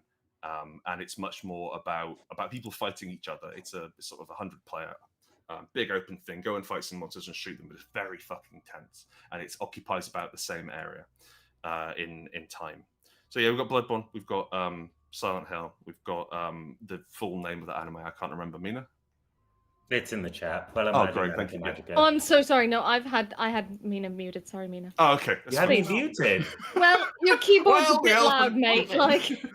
Oh, I should have done that. Yeah. You're very good. You're very good at your job, and I'm not. Well, not entirely. Because, no, okay. Because I should have unmuted you, yes. And also you're very good at your job. But also I should have. I'm good at my job, but not at your job. All right. What was the question? Sorry. Our inspirations and what do we feel it's drawn on? We got Hunt, we got Bloodborne, we got Silent Hill, we got Jacob's Ladder, which I haven't seen, but apparently is about right. Can I throw in the entire 19th century ghost story tradition? Oh, whether yes, you you can. or not? Yes, you can. Because every hollow that you go through is, like I think Grant actually said earlier, is a ghost story. It's finding out what went horribly wrong in this tragic or terrible person's life, and figuring out how you can stop that from continuing to poison the world. Yeah, like I just finished playing through the first Hellblade game, Senua's Sacrifice, and that's very much to me the feeling of what it's like to go inside your own hollow, like confronting your own seed, just like the whispering and the way that voices talk to you and the way that the world shifts around you, and how a lot of it is about like getting your perspective to align with the route you want to take in order to shift the world. It's a very good game. Yeah, Psychonauts is obviously a big one as well. I think that's most of what. That's a lot of it. Yeah, there's a whole bunch of stuff. Oh, and obviously, and as I said earlier, Dishonored. I was really charmed by Dishonored's visuals and its sort of approach to like, well, what if whales were slightly magic, and that'll cover everything. And I love this sort of all the portraiture and how manky and horrible everyone looks, and how you're playing someone who can't really fight four guys at once. You're continually running away and turning into rats. And I quite like that. Beautiful, thank you. We had a lot of folks in the chat asking, was it this, and kind of wanting to know different bits and bobs. So that should hopefully answer everyone's questions as well as my own. I have one more kind of ridiculous question before I move on to the chat's questions, and that's what did you learn from your years of playtesting? Monsters not tough enough. Yeah. Or monsters not do enough damage. Make it easier to kill and make it easier to die. Yeah. And you can just push that because Hollows is at the root of it quite a swingy game. I mean, like it's as swingy as D&D, but D&D has a lot more insurance in the form of hit points and healing magic and looseness around the way a fight's done.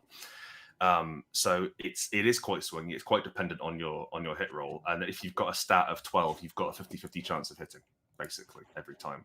And so it's much less around, I have this perfect scheme, I'm going to do this, and the odds of this are happening. It's more like, well, I hope this fucking works. And like every round, which I quite like. And so like I think we learned to lean in to the swinginess of it, and try and let's have this exciting and see if we can pull off this gambit. And if you die, you can all come back again and have another go. As opposed to, well, let's try and make every fight perfectly balanced in that way. What else have we learned? We've learned. Oh, I forgot an inspiration. With the moustache and the face, Harry Dubois. Disco Elysium. Yeah. Yes, Disco Elysium. The weapons are ripped almost entirely from Disco Elysium skills. I thought that was really, really clever. Disco Elysium is such a clever game. I cannot play it. I'm jealous and I can't go back to it. But I very much enjoyed what I played of it, and I'm taking it for Hollow. What else did we learn from playtest? We learned that people liked theory crafting. People like looking at abilities and like dreaming what they're going to do. And I think that if you can provide a synergistic option, a synergistic set of abilities, then you make people really excited to do the next thing in the game and play the next thing and try the bit out, as opposed to trying to take theory crafting and put it at the table. Crucially, we've got a set of rules that let you actually do that let you play with your build. Not to just shit all over D&D for 20 minutes, though I can do that at the drop of a hat.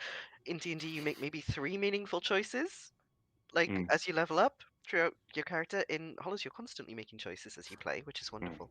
But you can also you're sort of making temporary choices as you go through a Hollow. Every time you kill something, you get an upgrade. And you play with that upgrade and you see if you like it.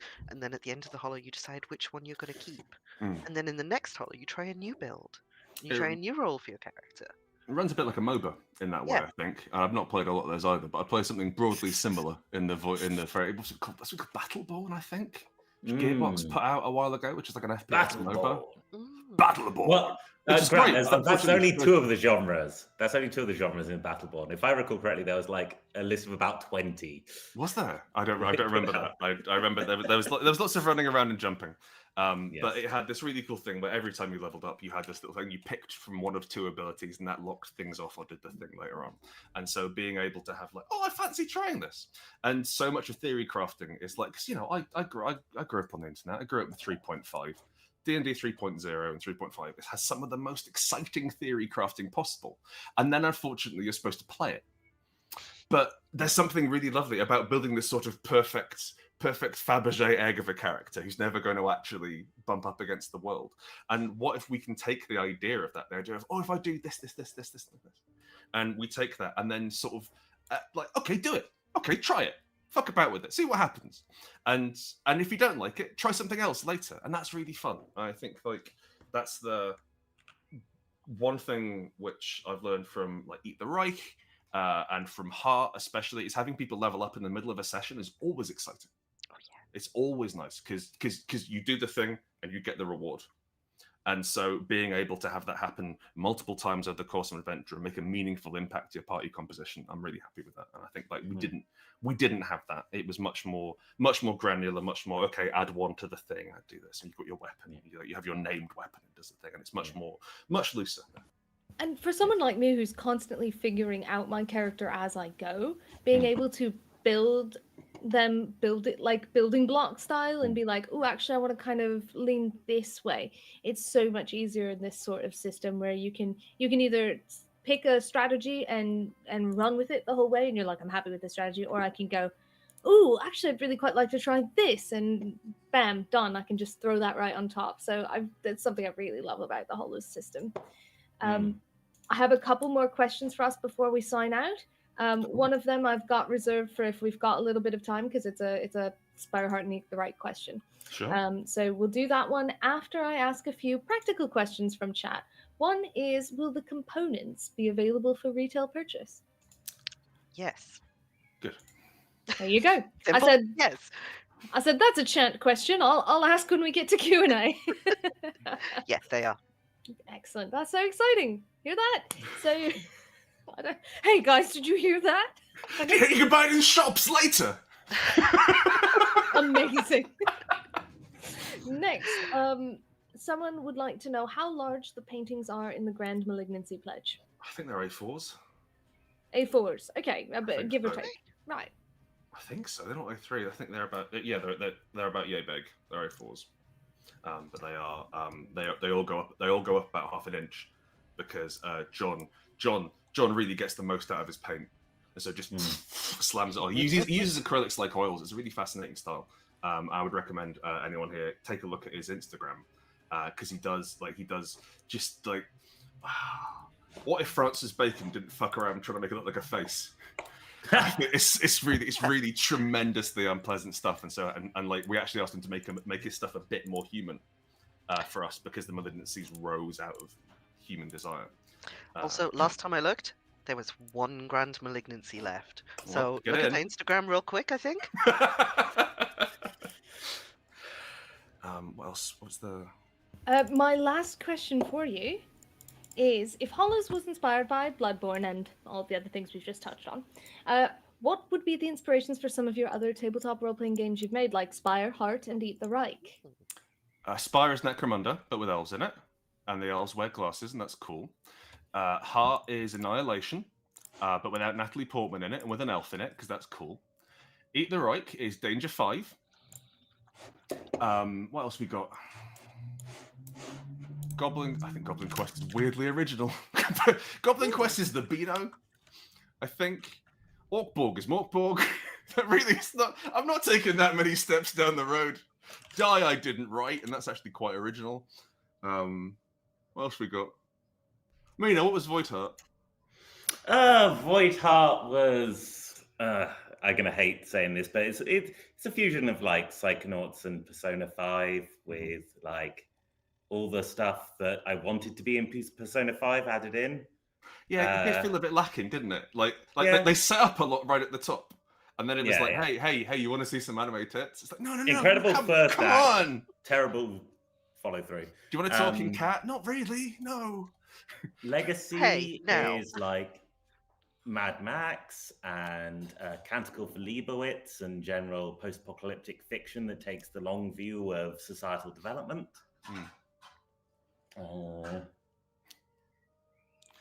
Beautiful. Yeah. Shan, anything you want to talk about from your work? Chat is also an established game designer in his own right.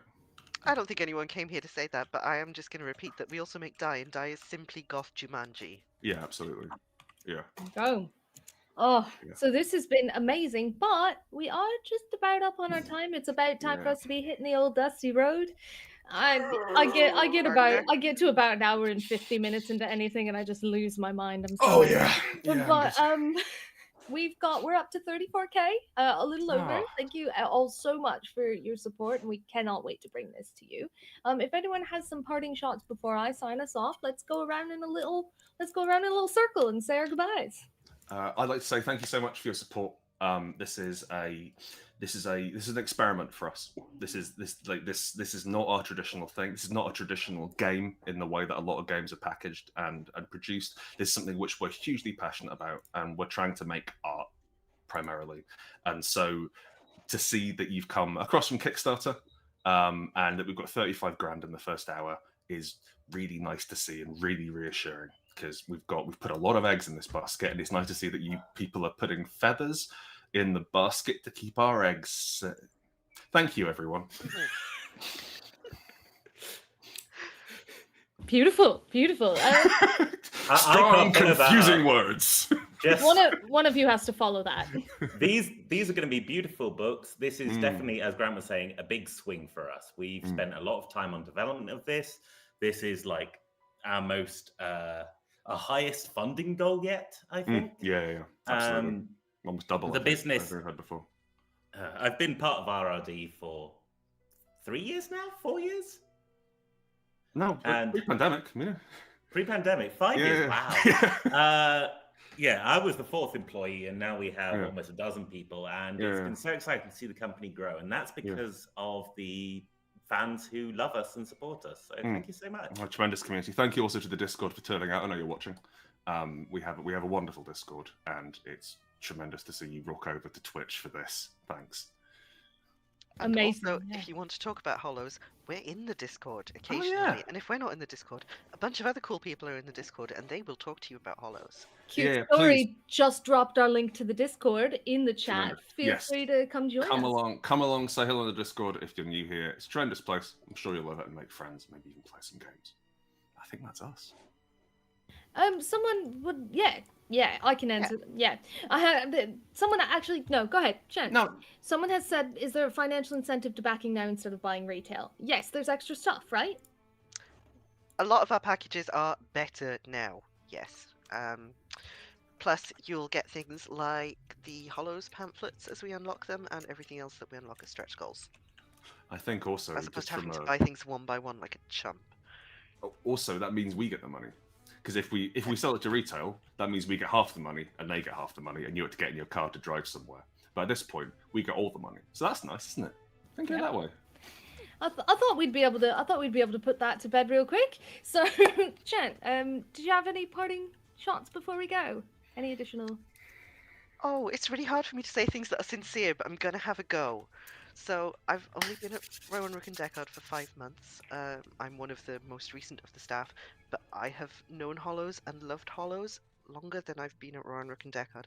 The first playtest dropped, and I got the email about it and went, "Ooh, I think this game might be for me." And then I downloaded the game, and I read the game, and I played the game, and then I played it again, and again, and again. And I may now have run Hollows more than anything else that has been released or will be released in the next couple of years.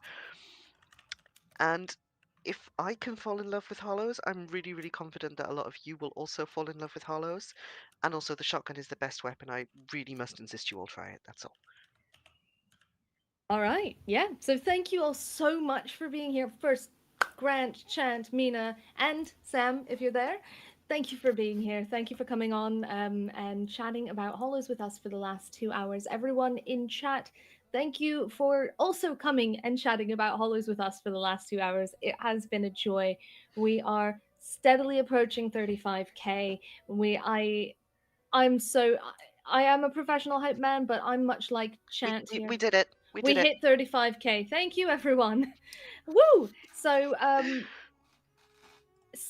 I am much like Chant in that I don't just have a horse in this race because I work for Rowan Rook and Deckard. I absolutely love Hollows, and I'm so happy that we all get to, as a company, bring it to you now. So get around, tell everyone about it, tell your mom and your sister and your 3 cousins, and get them all to play Hollows. Maybe you don't want to play Hollows with your family. Just tell not your mum. Definitely don't. 100 of your closest friends. Your wealthiest friends. Yes, tell all of your wealthiest friends, I think, is what we've been saying often for this. But really, genuinely. And once we're done, stick around and watch the narrative video. Because oh, it's real good. Yeah, it's quite cool. And me and CJ are running around in anachronistic costumes, firing guns into the ceiling. It's fun. It's great. My hat is from a Japanese Lolita brand. It's a thing. So no, thank you all for being here. I am gonna send us out with the Hollows narrative trailer that Grant just mentioned, and with that, the stream is ending with a $35,666. All right. Nice. Can't get better than that. Let's dance. We'll see you soon. Keep an eye on our socials, Rowan Rook Deckard, and have a great evening. Bye. Bye.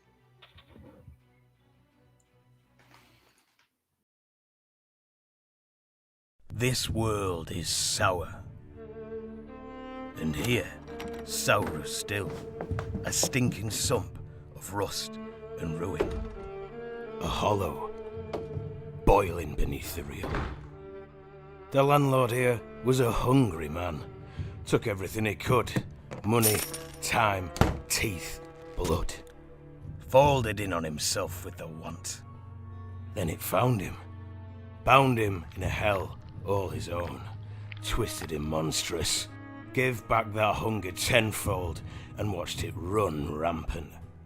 By the time we found him, there were dozens dead in their beds. Normal folk can't see it. They can't taste the rot on their tongue. But you can. It's in your soul. It marked you as one of its own. And one day, it'll take you too. But not today. Today, we make this world better. Today, we cut that cancer out with blade and bullet. Come with me into the Hollow. You are a hunter. And today, you will hunt.